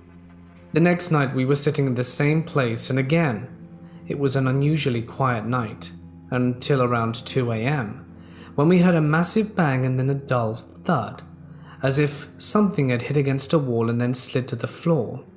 The noise seemed to be quite close, and we hurriedly looked through each dormitory and individual patient room, expecting that one of the patients had fallen, but everyone was still asleep apart from one patient, who told us she had trouble sleeping the last few nights and asked to watch some television in the sitting room. We continued with our search, but couldn't seem to find anything to explain the sound, and sat back down in the corridor where we started to talk about ghosts and joking about being haunted. The patient who couldn't sleep asked if she could smoke in the toilet. We occasionally let people do this during the night, as we aren't allowed to let them out the unit after 10 p.m, and trying to tell an avid smoker they can't have a cigarette is a sure way to start a fight that'll cause everyone to wake up. We said she could have a quick one in the shower room before going back to bed, and she asked if one of us could come with her. When we asked why, she explained, "Because that room freaks me out. There are spirits in there that are trying to come through the mirrors." We heard stuff like this from patients on a regular basis, so we didn't think much of it. We offered her some reassurance, and I agreed to come into the bathroom with her. While we were in there, she talked about seeing the ghost of a man in her room, which kept her up at night. She then stopped talking abruptly and looked confused before going over to peer around the partition. I asked her what was wrong, and she shushed me and asked in a whisper if I heard what she'd heard. I admitted I couldn't hear anything. Again, this is a common occurrence for people who talk about auditory hallucinations on our ward, but asked her what she heard. She said she thought she could hear a dripping sound, but there was no water running, and when she checked behind the partition she heard a hissing sound. I suggested she finish her cigarette and get back to bed, and she asked for some medication to calm her down, then said, "Man, I hate that bathroom. The doors open and close by themselves, you know." After she went back to bed, I was telling the other staff about this, and we were all joking about how much of a freaky coincidence it all was. We were still discussing it when the day staff came in. When the first nurse arrived, she came over to ask how the shift was, and we asked her if she believed in ghosts in a jokey way. She said she didn't, but that she had bad memories of the ward that sometimes freak her out. She told us the worst thing she ever saw was 20 years ago when she was doing the hourly checks on the ward once, just to check on each patient every hour to make sure they're okay. She couldn't find one patient, so she went into the shower room because she could hear water running in there. She checked around the partition and found the guy lying dead in a pool of blood. He'd hacked himself to death with 2 blades, and he was obviously a very unwell man. The nurse told us that ever since that happened, a few times she's got into the shower room and felt a sudden rush of cold air, as if someone was trying to run past her. I might need to start looking for a new job.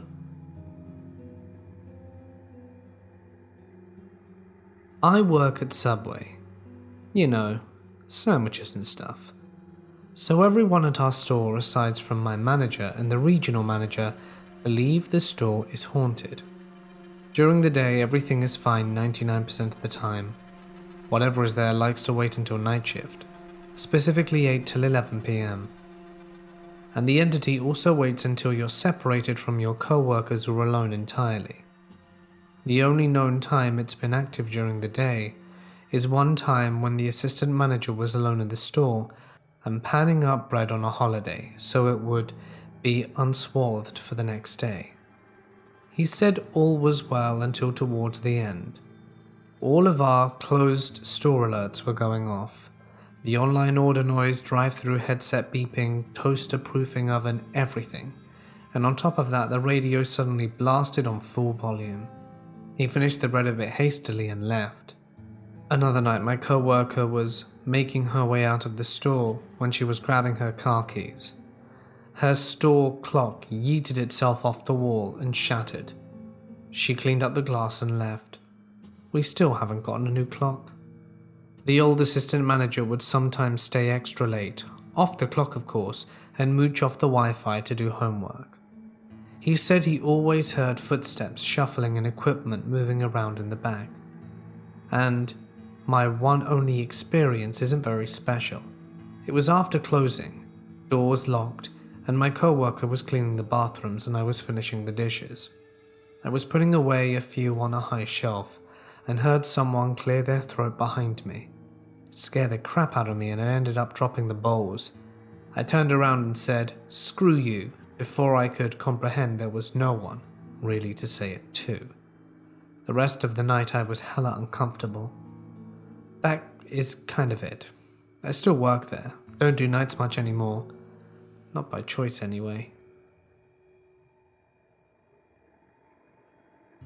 I've applied for many jobs because I'm the legal age for working as I'm in high school.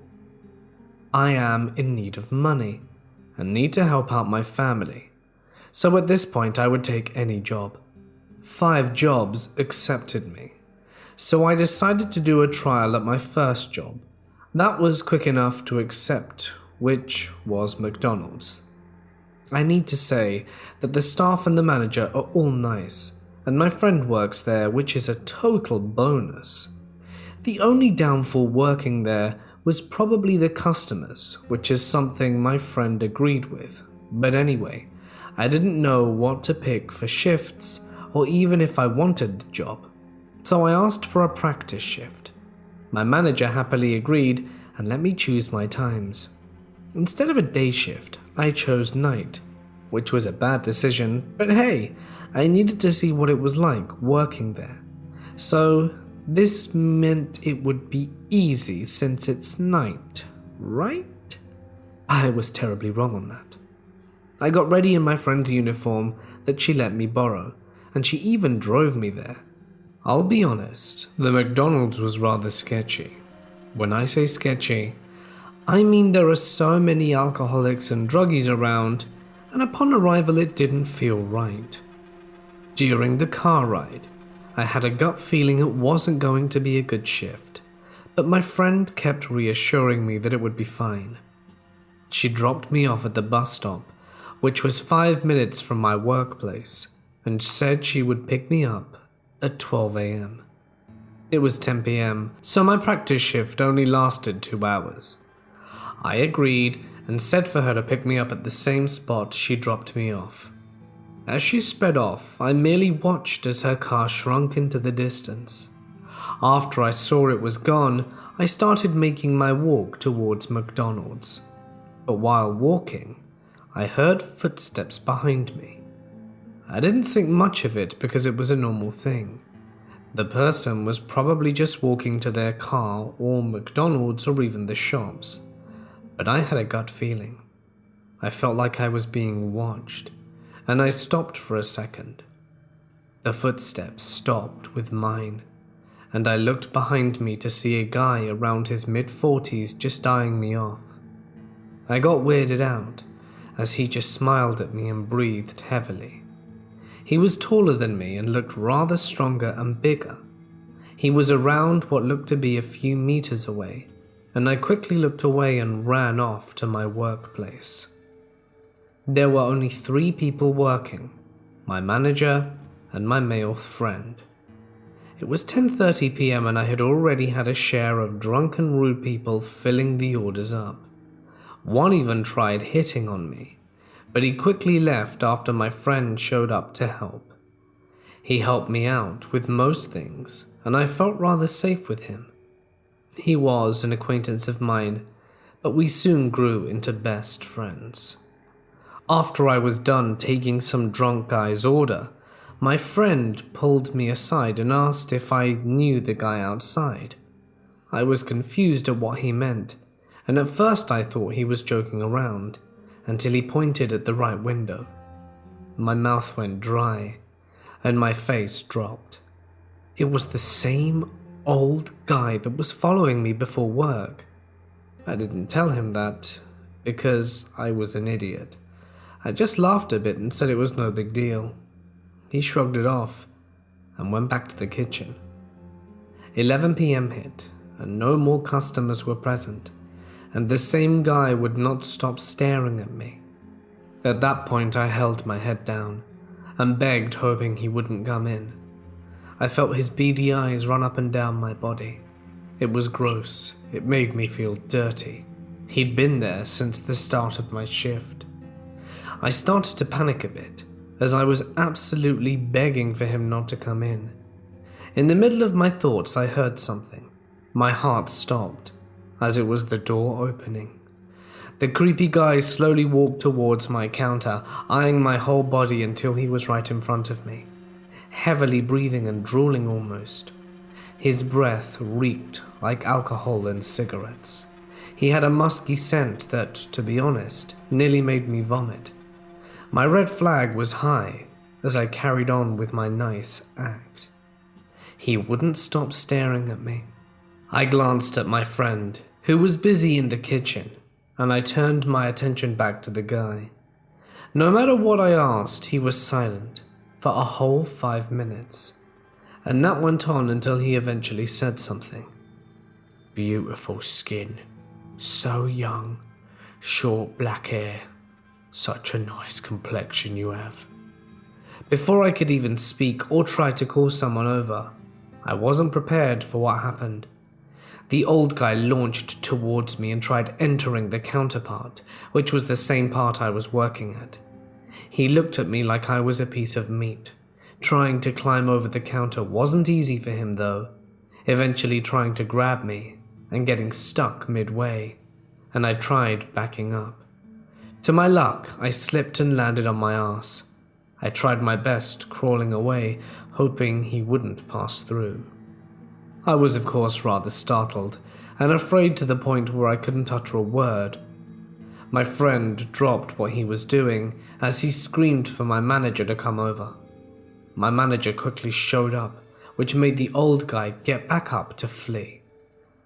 My friend quickly ran to my aid, took me into the back room, which is what my manager told him to do in order to calm me down and to call the cops. I glanced at my friend, as he looked pale and rather puzzled, like he saw a ghost. My manager waited at the counter for the cops, and my friend quickly explained who the guy was. It turned out the guy was known for creeping on the female staff members while they worked. He would take pictures, ask for their number, offer alcohol, and even documented what they looked like. He was already banned from entering the place or even being near it. The cops were very aware of who he was due to his disturbing predatory behavior in the past, and apparently he even sexually assaulted one of the girls after their shift. After the whole investigation and getting questioned, it was 1 a.m., and I was free to go. My friend, the one that drove me, was with my other friend, the one who worked with me. And while I got questioned and was on my way home, my friend held my hand and kept reassuring me everything would be fine. Safe to say that I won't ever go back there again, and I don't trust any night shifts. I have plans of working at a different fast food establishment now.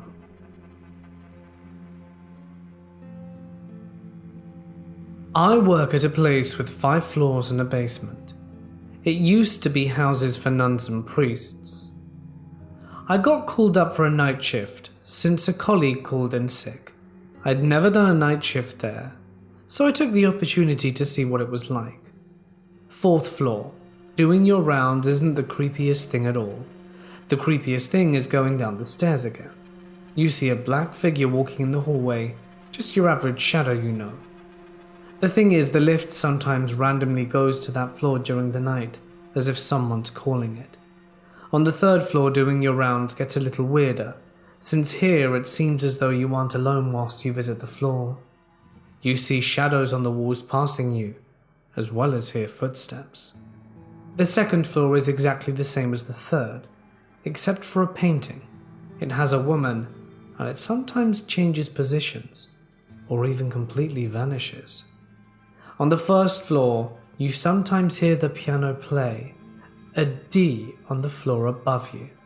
Just that one random note. On the main floor, there is a black leather couch in the hallway, where you will sometimes find a see-through man with a cigar and newspaper. He smiles and will completely vanish just as you go to greet him. In the basement, there are helpful poltergeists. This is the place where, before my current company took up the building, the morgue was. There's currently our storage rooms, but the rooms aren't marked with what's in them. But that doesn't matter, because the night shift refills and gets knocks on the doors to indicate where the items are. It's definitely an interesting place to work. La Diablesse, or Diablesse, is a character from Caribbean folklore. It's a human woman, usually having an attractive body and clothing, but with a hideous face, which she keeps hidden. She has one human foot and one cow hoof. She lures males into the forest so they can get lost and never find their way back, and they end up dying or being eaten by wild animals, or perhaps meet some other gruesome fate. The following story happened in Trinidad in the 80s. My uncle was living in the house I live in presently. It's my grandfather's house that my mother inherited. In those days it was my grandparents and their 8 children. My uncle was one of the older siblings and would work late night shifts and would return home between the hours of 11 p.m. to 1 p.m. Now, my street then wasn't as developed as it is now. There was a lot of bush and forested areas with a few houses scattered in between. My house is about 1/4 of a mile in the road and wasn't paved at the time, and more of a track than a road. One night when my uncle returned home from one of his night shifts, he saw in the distance a woman walking down the street. From the look of her clothing, he assumed it was my senile great-grandmother. She had had a few instances where she would wander off and reach far places, so initially my uncle thought it was her. He saw her familiar dress and the white shawl she always had draped over her head, and he could make out pieces of tattoos she had on her arm. Now, he thought it was strange. It was the latest he ever saw her outside, and her house was at least 10 minutes walk from ours. He called out to her a few times, but she didn't turn. She just kept walking. At the time, my uncle decided to follow her and get her back home. As he neared her, he realized something really weird. He kept calling out to her, and yet she didn't turn around. When he looked down, he saw that my great-grandmother had a cow hoof where her left foot should have been. He was really close to her now, and when he noticed it, the woman stopped dead in her tracks. My uncle, in sheer terror, turned around and said he'd never run so fast in his entire life. He raced on home, and since that incident, he's always had my grandfather wait up for him until he eventually left that job.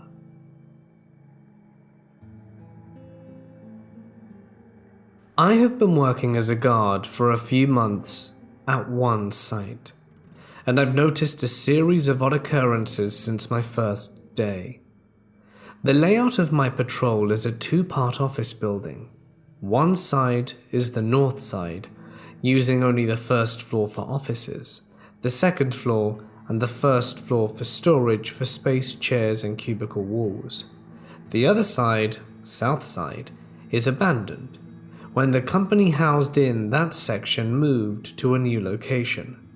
Both floors being filled with cubicles, chairs, desks and posters dating from 2013. No files or personal property are in the south section, but the lights don't work properly due to weather damage in 2016. When I started, I patrolled the bottom of the north offices, which is mostly barren aside from a tornado shelter, cubicle walls stored against a wall, and the janitor supply room. Down on this floor, I have felt my jacket grabbed more than once while checking the area. The second floor with the office is more active than the bottom floor. The chairs move and roll into the hallway, and the sound of filing cabinets slams shut. But when I check to see if anyone is around, I find some half-open papers on the floor. The south building is the worst one. The first day I did a patrol, I had chairs, not desk one with wheels, move positions more than once. And while I'd like to blame my co-workers, only 2 people have keycards to that building. Security and maintenance. And when I'm on the top floor, I've heard office doors slam shut. And when I investigate to find the doors, I will routinely hear footsteps upstairs. My co-workers have claimed to hear voices and seen shadows, and the closest thing I've had happen besides the sound was a flashlight. New batteries that I replaced the day before constantly flickering on the bottom floor of the south building and returning to normal once I leave. Now I will be trying to investigate again. I want to take a digital recorder and see what happens. Or do you think it was just a hardware issue? I'm going to make sure that I find out.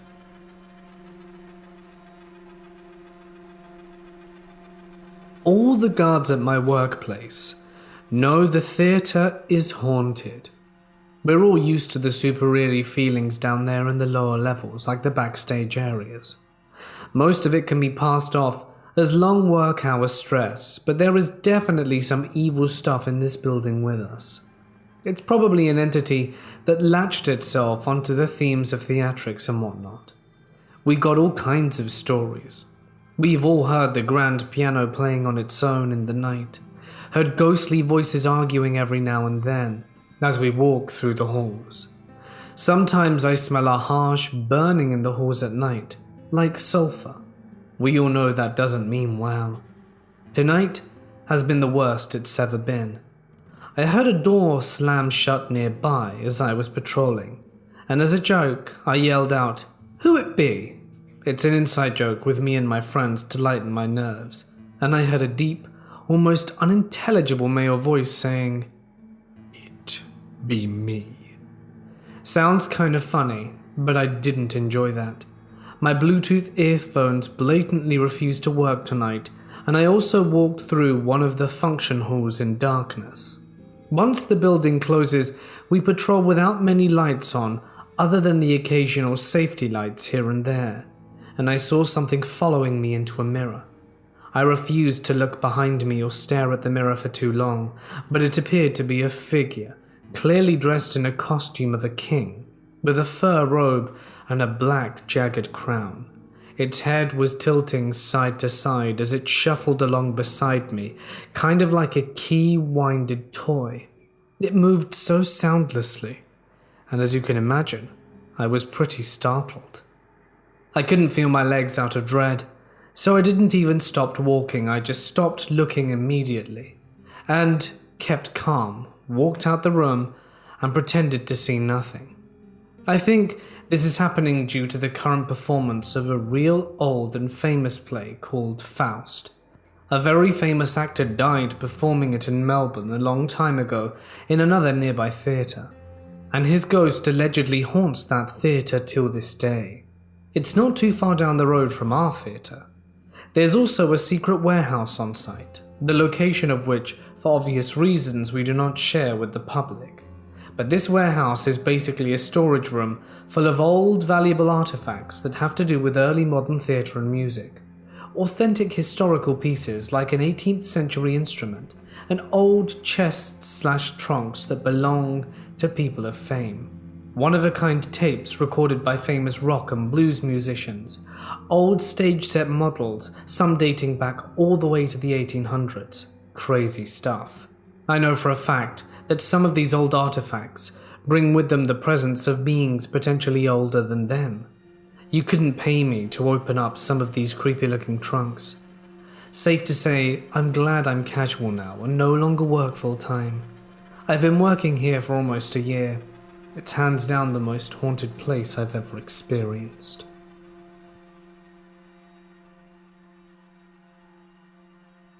This happened to me over 10 years ago. It's been a long time on my mind. I was never a believer in the paranormal. My parents raised me atheist. My mum especially was a very no-nonsense kind of woman. Didn't believe in religion, didn't believe in anything. And that's the way me and my family all viewed the world. That is, of course, until the following events transpired, and my worldview started to change. So as I said earlier, I used to work at a historic hotel. It had been around for over 150 years as far as I knew. The building in some form or another was a hotel.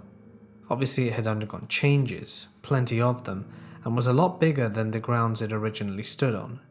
As it had been so successful, it actually consumed much of the surrounding buildings. The hotel itself was quite nice, adorned in the Roaring Twenties style. Even the staff were made to wear old-timey clothes, all to add to the authenticity. As contracted night security from a different company, we didn't have to undergo such privileges in regards to our garments. Now the hotel itself was not that tall, but quite lengthy. It had loads of different rooms and corridors and the like, most of which we could observe via our cameras, and a small section of passages in the basement that were mostly used for housekeeping and laundry and stuff. Anyway, I had been working there a few weeks when I overhear a few of the night watchmen having a chat. I had arrived a few minutes early before I would be relieving them, and I would be doing the graveyard shift. I start getting chatting with them. I hadn't really spoken to them much before and figured it'd be nice to make friends at the job. One of them, Darren, was telling a story about something he'd experienced a number of years ago. He's the kind of guy who, when he got his first job, stuck by it till the bitter end. I think he must have been working here at least 40 years or something, and he looked like he was on the cusp of retirement. I spoke to him for a while, just before my shift started, asking him what it was like to work in the same place for so long.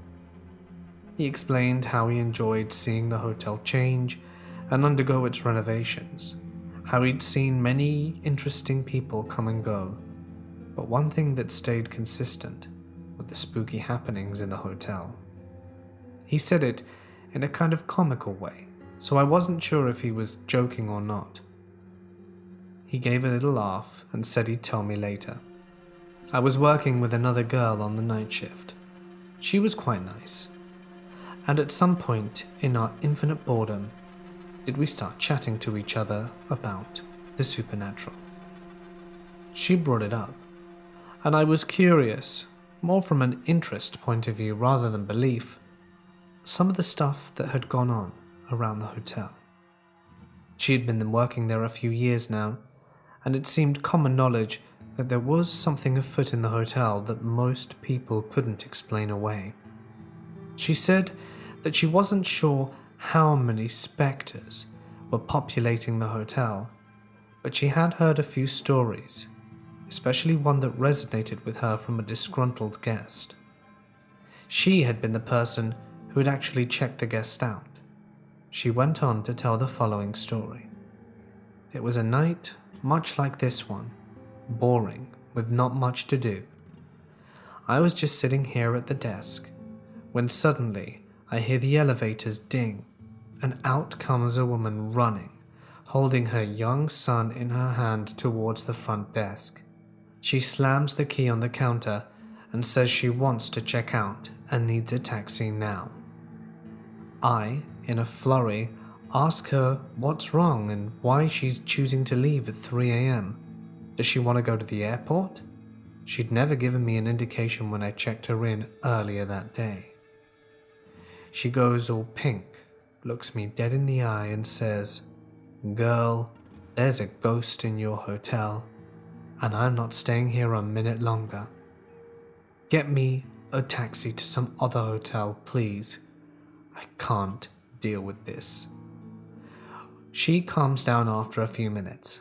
As you can imagine, a 3 a.m. taxi isn't always going to arrive very quickly. I offer her some tea and biscuits, and after she and her tired son, who by this point had fallen asleep on one of the chairs, accepts, she goes on to tell me what exactly happened. She said she felt like she was being watched since the moment she got into the room. She said the room itself was fine, but there was just an uncomfortable dread and eeriness seeping into her from just being inside. She tried to play it off as long as she could, but she woke up in the middle of the night to pee. Just as she was getting up to go, did she see something from the corner of her eye, but in her groggy state just assumed it was nothing. She went into the bathroom and, as an important detail, said she didn't close the door and let the light trickle into the room.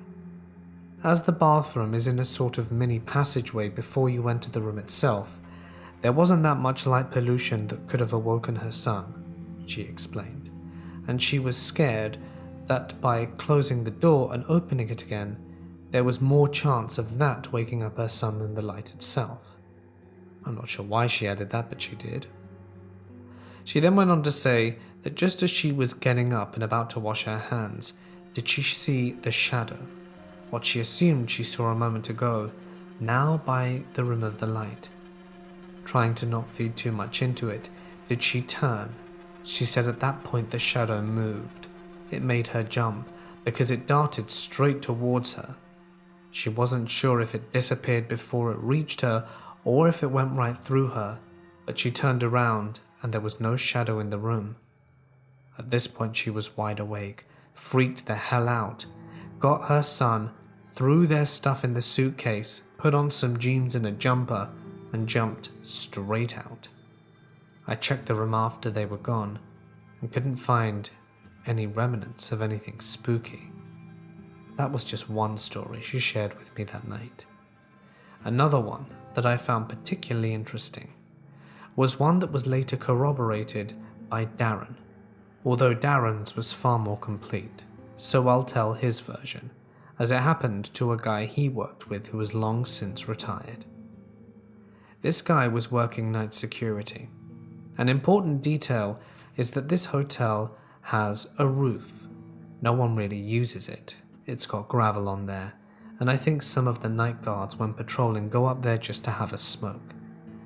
So this guard goes upstairs midway through his rounds and has a smoke, just staring into the sea of lights in the city. That's when he hears a crunching from behind him. Assuming it's one of his colleagues, he doesn't even turn around, but instinctively offers them a smoke. Waiting for the crunching to get closer and for them to reach him just as he's looking out, he ponders as all the noises stopped.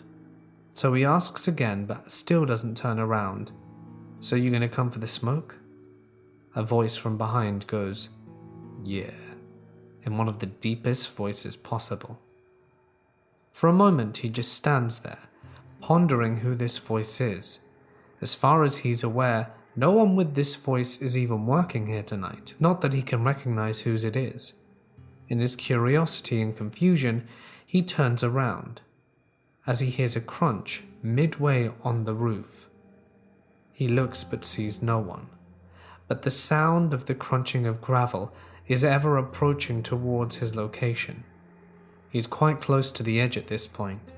He's maybe a few feet just looking out onto a sheer drop.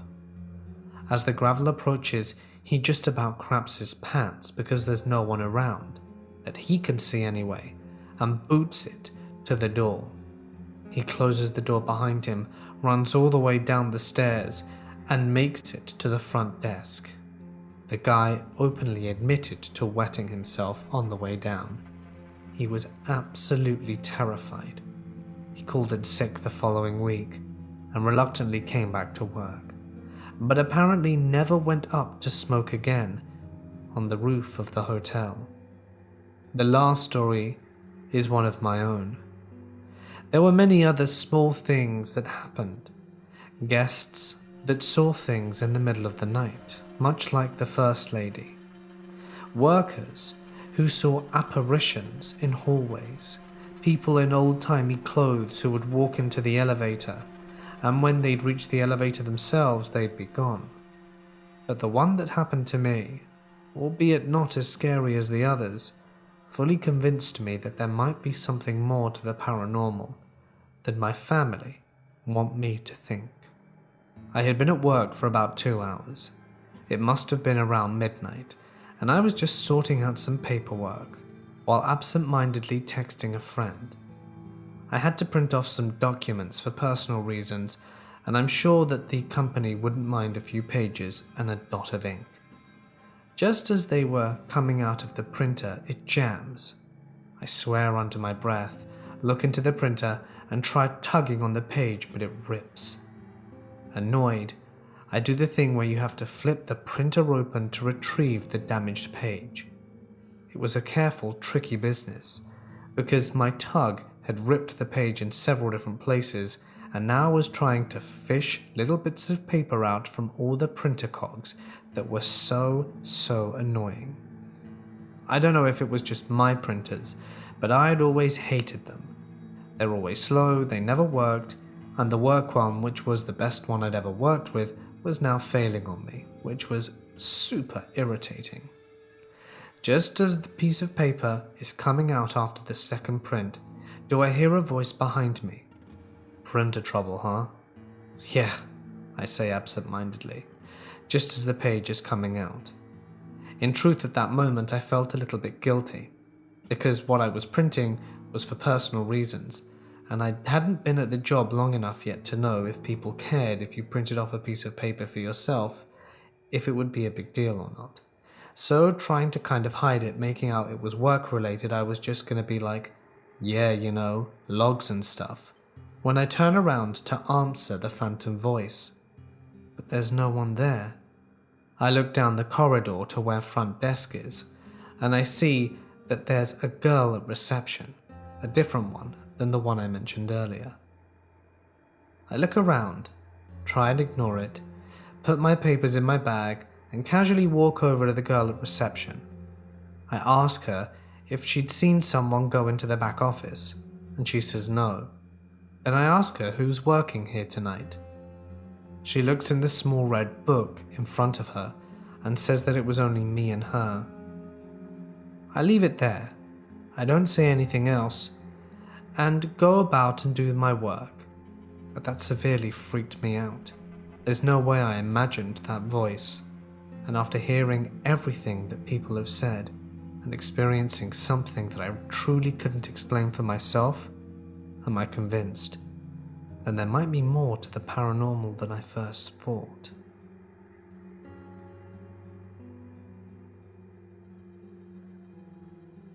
This happened when I was 16. In high school, I'm working my first part-time job at a fast food restaurant, located right off the highway, and it wasn't uncommon to get a lot of crazy customers. I arrived at work one day and was surprised to see that my schedule for the week had changed, giving me a graveyard shift on a Friday night. The thought of being at this place overnight gave me the creeps, and thought my manager was insane for making the youngest employee take night shift. But it wasn't a school night, and I didn't want to seem like a baby, so I accepted the shift.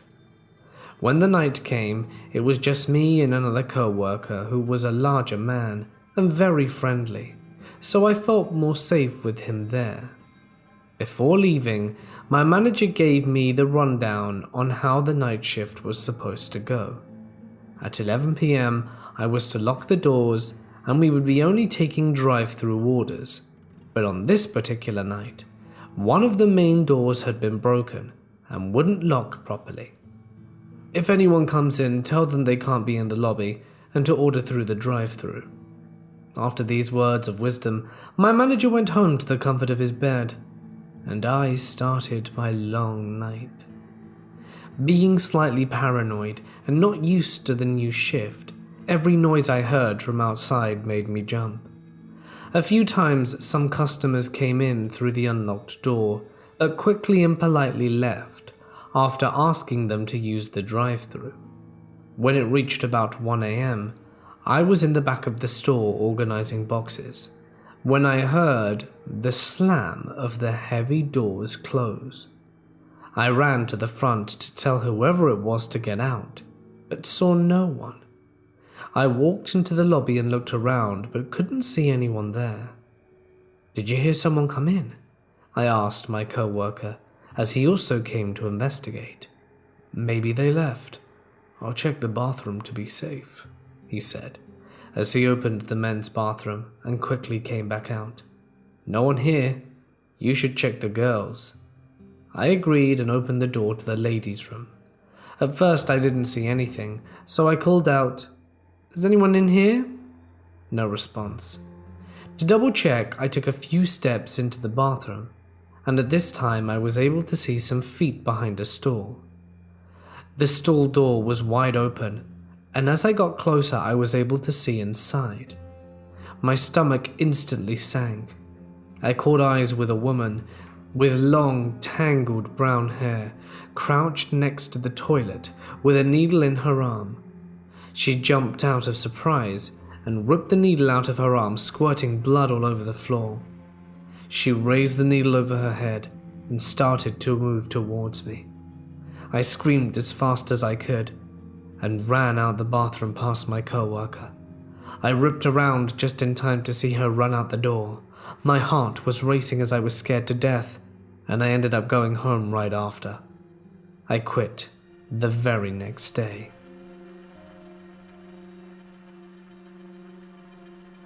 I'm 24. I live in Michigan, and I've been working at a small airport for the past 4 years. Our hangars have been around since the 60s or 70s. I've worked third shift on and off the entire time. During that time, me and some of my co-workers have all witnessed some weird stuff, but it seems like I have experienced the most of it, and I'm not sure why. Note that there are 3 people that work third shift, 2 line guys and 1 dispatcher. We constantly hear weird noises, closing doors, footsteps, the occasional voices, and we look around and we never find anything. One night my co-worker went home early because his pregnant wife needed him, and I was sitting in a chair at around 4 a.m. taking a break watching a YouTube video. As I'm sitting there, what sounded like something extremely heavy fell and made a loud bang. It was loud enough that the dispatcher heard it from the other side of the building. My immediate thought was a jack gave out and plane fell, but nothing was knocked over or out of place. I freaked the dispatcher out so much he called the police to secure the hangar in case someone got inside. Another night, my co-worker who no longer works here, called Barry, was in the bathroom with me when I came out and saw him go up the stairs into the office section of the hangar, so I followed him up, and when I got to the top of the stairs I asked him what he was doing. He turned around and had a look of fear on his face. He told me he saw me go up the stairs and was following me to scare me. He said whoever it was in the same outfit, same hairstyle, and had the same hat. Everything was the same, from the worn Carrot coat to the Detroit Lions beanie with a stain on it and glasses. We searched the place high and low and found nothing. The only way out was past us or through the dispatch room. No one went through either. This next occurrence happened in January, right after a fresh snow on a calm night. The door to the hangar was just shaking like someone was trying to get in. We thought it wasn't latched properly, so we made sure it was secure. As we walked away, it started shaking again, but more intense. Once we got close to the door, it stopped, checking the door once again. When we got to the other side of the hangar, it happened again. We thought someone had to be messing with us, so we looked outside and found no footprints and no wheel markings of any kind. The snow wasn't all the way up to the building, so we thought someone maybe walked on that section, but it was only on one section, so if it was someone, we'd seen them walking through the snow in another section. We checked the whole perimeter of the building and through the parking lot, but found nothing. These next few things I've seen personally, and no one else has seen anything similar. We have been dead since the whole COVID-19 shutdown. We shut off half the lights in the hangar now, and as I sit down on my phone, I can always see dark shapes in my peripheral. The weirdest is I can see a dark mass creep out from under the toolbox. It's the size of a softball, but it was extremely dark. It moves slowly, creeping towards me, and if anyone makes a movement or I look back at it, it shoots back underneath. Another thing is I walked past our break room and saw someone sitting in a chair with their boots up on the picnic table bench. I could make out warm brown boots and blue jeans, but it was only the bottom half. I turned the light on, and there was nothing. After seeing those two things, I experienced sleep paralysis for the first time ever. I woke up and just saw a dark black figure standing in my doorway. It was clear because it happened around 3 in the afternoon. This last thing happened 2 days ago. Me and my co-worker Terry were sitting down, and a 5-foot piece of 1/4-inch wall trim was knocked off a shelf and landed 10 feet away from it. We know where it fell because we cleaned up and Terry put it on the shelf, and it wasn't hanging off or anything. It was a solid 6 inches off the ledge. I honestly don't know what to think of this stuff, and there has to be a reasonable explanation for all of this. I just feel like I need to get all this off my chest, but felt like people would think I'm crazy or lying. But I know this is real.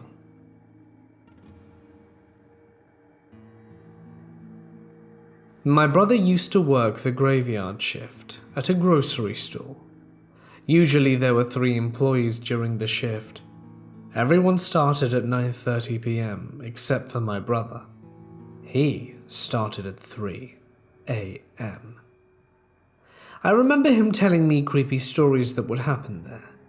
One time a guy got robbed while walking to the store entrance from the parking lot. Another time, someone was throwing out trash and saw a homeless guy sleeping by it. One time, my brother was on break, sitting in his car, and saw a guy looking in cars. There's just so many stories he shared with me. The most scary for him is the one he experienced 2 years ago before he resigned, as he got another, better paying job. He had just parked his car, and as usual, he always looked around before getting down. He didn't see anyone and decided to get down. He started walking up to the store when he heard footsteps behind him. He looked, and he sees a guy wearing all black. The guy has an oversized jacket and a hoodie on.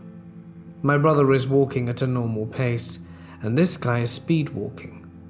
My brother starts walking faster and puts his hand into his pocket, where he has a box cutter utility knife. As he is approaching the entrance, he prays to God that someone opens the door fast, as sometimes he'd have to wait about 10 minutes before the other employees would open it. They were jerks. Anyway, as he turned the corner, he sees an employee smoking a cigarette in front of the store. When the creep turns the corner and sees the other guy, he immediately turns around and walks back to where he came from. The other employee asked my brother if he was following him. My brother replied in the affirmative, and that if it wasn't for him being outside, he would have had to have fought the guy. My brother is the most respectful and hard worker I know, but he always tells me that he was not going to go out without a fight. I would always worry for him because of all the stories he told me. A lot of people would even quit because they didn't want to be a victim of those guys. Some refused to take out the trash alone. I feel like my brother got lucky that night. Even he feels that way. He said in all the 10 years he worked there, he never saw an employee outside. He would always have to wait a couple of minutes knocking on the glass, call the store for someone to open the door, and sometimes he'd even see an employee standing a few feet from him stocking the shelves, and they would just ignore him. For all you graveyard workers, be aware of your surroundings. I believe in the paranormal, and it doesn't scare me, but this building is completely different. I've never had any place give me the heebie-jeebies like this place does. I will crank the heat up to 80, and it will say 78 in here, but my fingers will be so cold I can't type my logs up, and my nose will be so cold that it's running and aching. I hear people walking up and down the halls. It's night shift, and no one goes in or out without the door chimes going off. I've heard someone sneeze in the hallway outside my office. I hear chairs scrape across the floor in the squad room, and when I know I'm the only person in here. I've seen one apparition, a blonde-haired girl with grey sweats pulled up to her knees and a white button-up shirt, blonde hair with dark roots and white tennis shoes. I saw her plain as day, walk from the bathroom to the squad room with her hands up to her face. I literally thought someone was in the building and called an officer in. There was only one way in and out, and I don't know how she didn't go past me. We found no one.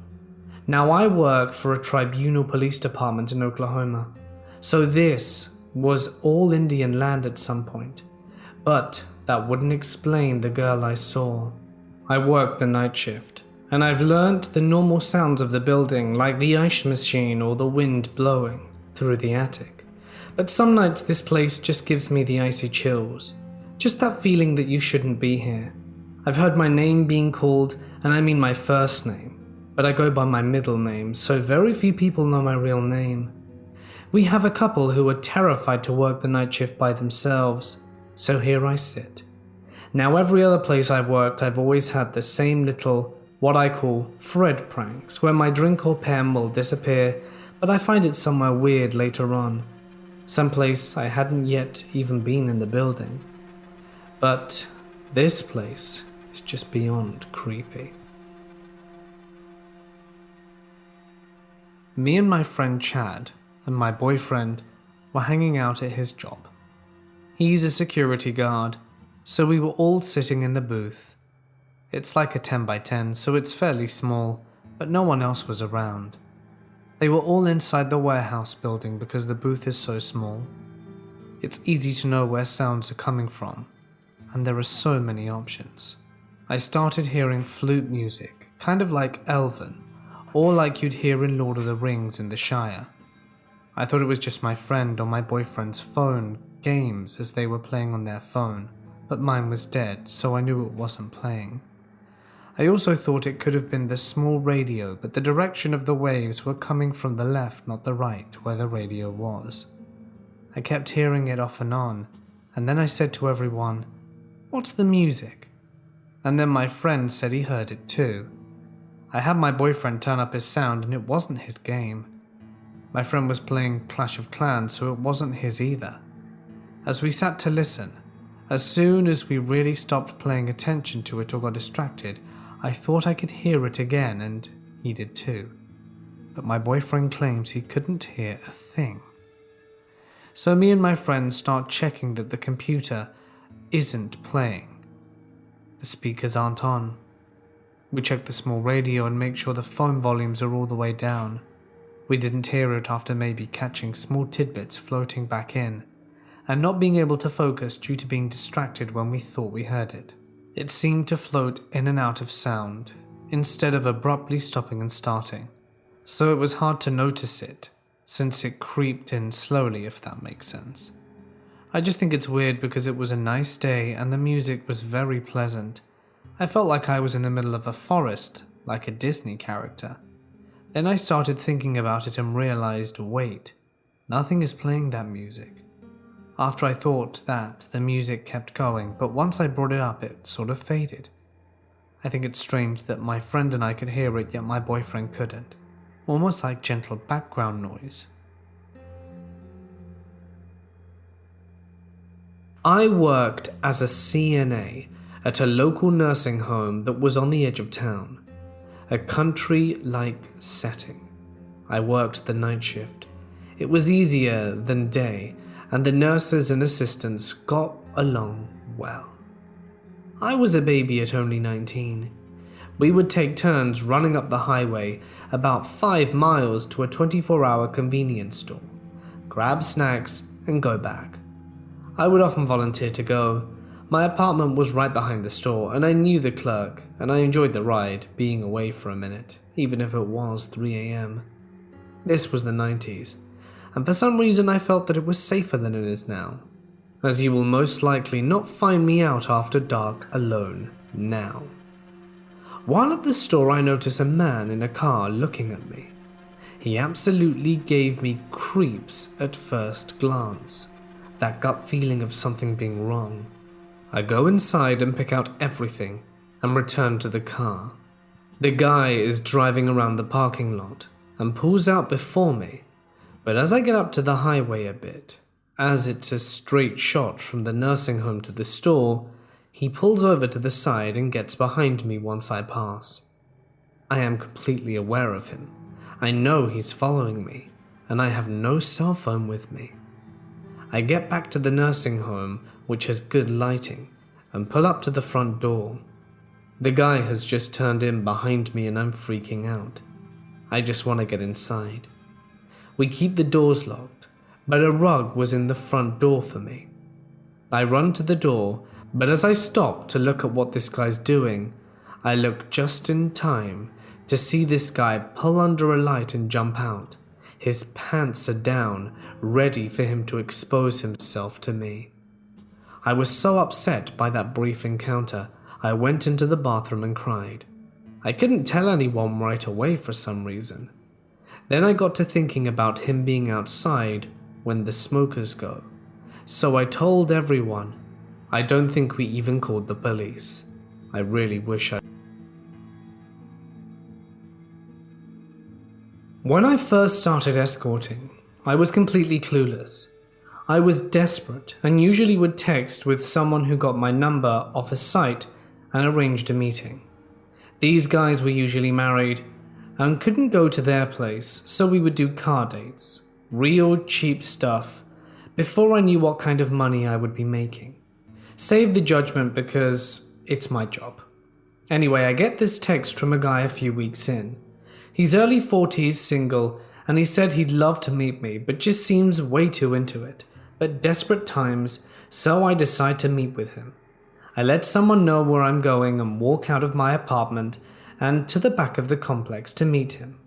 I knew enough to know I didn't want him to know where I lived. He's not the guy in the pictures, but that happens. These guys want discreet. We go to the hotel, I start to undress, and he stops me. We sit on the bed, and he tells me he wants me comfortable. I'm a tiny 5'4", 120-pound woman. Anyone could honestly take me. He climbs on top of me and pulls a knife out in front of my face. It's my knife. He slid it out my pocket. What's this for? Do you think you need it? It wouldn't have helped. If I want to hurt you, I definitely could. I'm freaked the hell out at this point. I'm pinned under this guy who's really short, but has a marine background and about 125 pounds on me. We finish the deed, and I clean myself up and get dressed. Our time's been up, but he keeps himself between me and the door. It's hella uncomfortable, as he keeps telling me about things he could do to me if he wanted to, and that he could get away with it. I eventually make it home and say that I won't be seeing that one again. But weeks go by and I'm desperate and ended up having 3 to 4 dates with this guy, and he got increasingly creepier and more possessive. I ended up telling him to lose my number and had to block him. Some of these men walking among us are truly psychos. And Ray Ray, let's not meet again. In my mid-20s, I was bouncing around. I couldn't settle on what to do, and after a long and crappy relationship, was mostly interested in having fun. I was at uni, but wasn't the most committed student. I had been working at a restaurant in a hotel, but hated it, and a friend told me about working as a receptionist in a brothel. It's completely legal where I live, and said the money was decent and it would fit well with uni. It wasn't difficult. If a client was rude, you just kick them out, unlike hospitality, where you need to be polite to them the whole time. I found a place that was looking for receptionists and went for an interview and got a job, and it was fine. I mean, it's not the most interesting job in the world, but it paid okay. I could smoke out back when cigarettes didn't cost $50 a pack, and I could study if I was quiet. And I know that everyone is thinking, receptionist is code for sex work, and I promise that it isn't. I have no proof, but lying about it doesn't make the story any more interesting. We had regular clients, and they all had reputations of some kind. This guy only books for half hour, but always extends his booking at least once. This guy will pay extra for dirty talk. A lot of it was innocuous, just information passed between people that we as receptionists always heard about. But some of it was along the lines of warnings. This guy will try and remove the protection. This guy wants to spank, but doesn't ask first. And then there was the doctor. The doctor had a lot of money and would potentially bring multiple workers in for a long time. He paid reasonably boring extras like fancy lingerie or fantasy roleplay, aka nurses' uniforms. But he had a real big red warning sign above his forehead. The first time he came in, one of the other receptionists warned me. No one has to do an intro with him if they don't want to. Warn the girls, it's the doctor.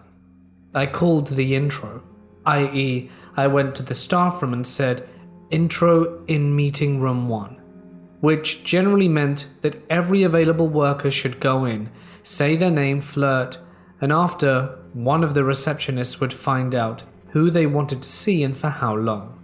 And all the workers stood up and said, it's the doctor. But all but 2 sat down. So immediately I asked what the deal is, and they explained that he likes coke. He likes workers who like it or pretend to like it. He's a neurosurgeon who gets access to strange drugs, and often his is far from pure. He also enjoys drug insertion, and he was just creepy. When we'd go into checks with him, he'd try to grab us, make us the receptionist sit down, and to be clear, I'm not what people would consider attractive. Plus, he'd do it with all the receptionists. He'd grab our hands and try to stroke our arms. He had this super intense stare, like a mannequin that could make eye contact. It's hard to describe. It was like he was staring right back at you, but without seeing you. His expressions were weird and just didn't work on his face, like his mouth would smile or move, but his eyes wouldn't change from that intense stare. I guess it might have been all the coke, but it was deeply unsettling and just made you feel sick. Having said that, there were a few experienced workers who knew how to handle him, get the most out of him while experiencing the least possible risk, like fake snorting, hence giving workers the option to meet the clients. I can't remember if he saw anyone that first time. If I recall correctly, he had a handful of bookings in at the time while I was working there. We did have strict instructions to never let anyone do an out-call with him. That is booking at anywhere other than the brothel. Plus, we had a few other harm minimization strategies. Then after a while, one of the workers who was okay with seeing him left to go travel, and no one else would go see him.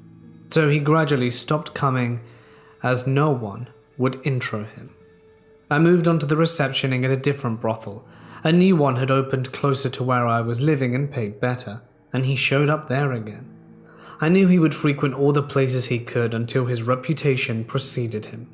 When he showed up at the new place, I told all the workers about him, and no one was okay with seeing him.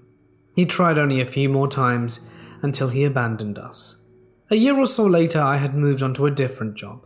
I couldn't do night shifts anymore, and I was chatting with a friend from the brothel who said, "Oh my god, did you hear about the doctor? He killed someone and got arrested." And it was true. The doctor had killed a worker who had been sent to his apartment. The worker lay dead in his bed for 2 days. Officially it was manslaughter, and he also pleaded guilty to supplying the drug that killed another worker. All of this happened because he's a terrible dumpster fire human, and also because of one awful brothel manager and the owners behind her, but profit in front of safety and kept sending workers to bookings with him without giving them full warnings, and specifically sending inexperienced workers, and without keeping them in-house. It later came out that the medical board had known of his addiction for many years prior to his arrest and had helped cover up some botched surgeries. It was horrifying to hear about, and we both spent time telling stories we knew about him, but then I mostly forgot about it. Then I was chatting with an old friend the other day who reminded me of it, and I got him from Google. I found out he's now been released from prison, and I really hope he's not practicing medicine anymore. It was Saturday, and everyone's out for the weekend except me. I work at a call center, and we don't get a lot of calls on weekends. One person is enough to cover an entire night shift. I'm from the Philippines and our clients are in the US. There's a 12-hour difference in the time zone, hence why we work at night. I was alone on the second floor of the building with just the janitor and the guard on the first. I was at my cubicle waiting and answering calls. At around 2 a.m. I got a call from a client, just the usual conversation of queries and concerns. As we were wrapping up the call, the client asked me, "Are you home?" I answered, "No, I'm in the office. Why do you ask?" He said, "Because I can hear a lot of babies crying." I ended the call without saying goodbye and ran to the first floor shaking. The janitor asked what was wrong. I told him what happened. The janitor told me, "You must be new. There are 2 children and 1 mother haunting this place. They don't harm anyone, but they do play tricks sometimes." That was that. I never did night shift alone since then, and I left the company 2 months later. This is the same building where my ex-colleague experienced keyboards typing on their own, and where chairs make random movements and noises.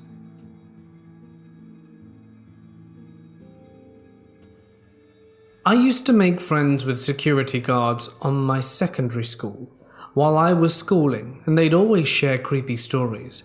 One of the stories was about the computer lab. So the computers in the lab will turn on and off by themselves after school hours, and there was no one around. So at first the guard thought that a teacher who conducted classes earlier forgot to check, so he turned them off one by one. After he went back to the guard post and checked through the CCTV and made sure everything was okay, he saw the computers turn on one by one on their own. Another one is when I will stay awake till 2 or 3 a.m. in the morning playing computer games. Since I live opposite my secondary school, I always like to stare out my windows just to see if I could spot anything that the rumors were telling me about. I did sort of find what I was looking for. It was weird. Every night at 2:30 a.m.-ish, there'd be an orange light that looked like flames but no smoke from one of the classrooms on the 3rd level. It would be burning for about half hour and was super consistent. It happened nearly every day, and I even told my sister about it, and she confirms she saw it. That's why I believe that places like office buildings and schools are common areas for things to stay, because technically the place belongs to no one, so the phantoms can claim them for themselves and just have some fun in the night. I was doing security on a strip mine, night shift, 5 p.m. to 5 a.m. Everything was fine for 9 months. One night early November of this year, I was sitting completely alone on a road that overlooks a mountain ridge. You could look out from this road. It was like an overlook and see miles and miles of mountains. There were maybe 30 minutes of daylight left, and the sun started to set when I saw small orange and white orbs starting to glow from a nearby mountain inside the tree line. Slowly, as the night fell, I saw the orbs that were glowing in the mountains start to rise from the tree line up into the air.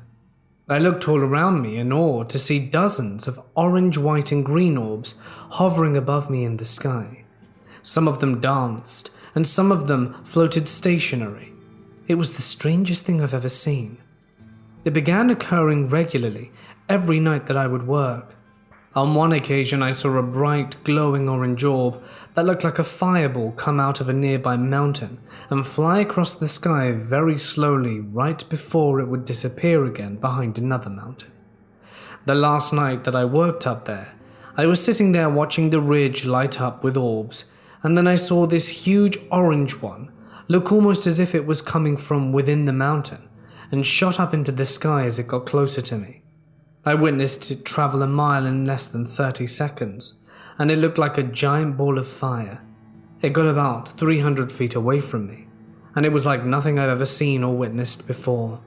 It looked like a giant orange fireball of gas with pulsating lights coming out from it.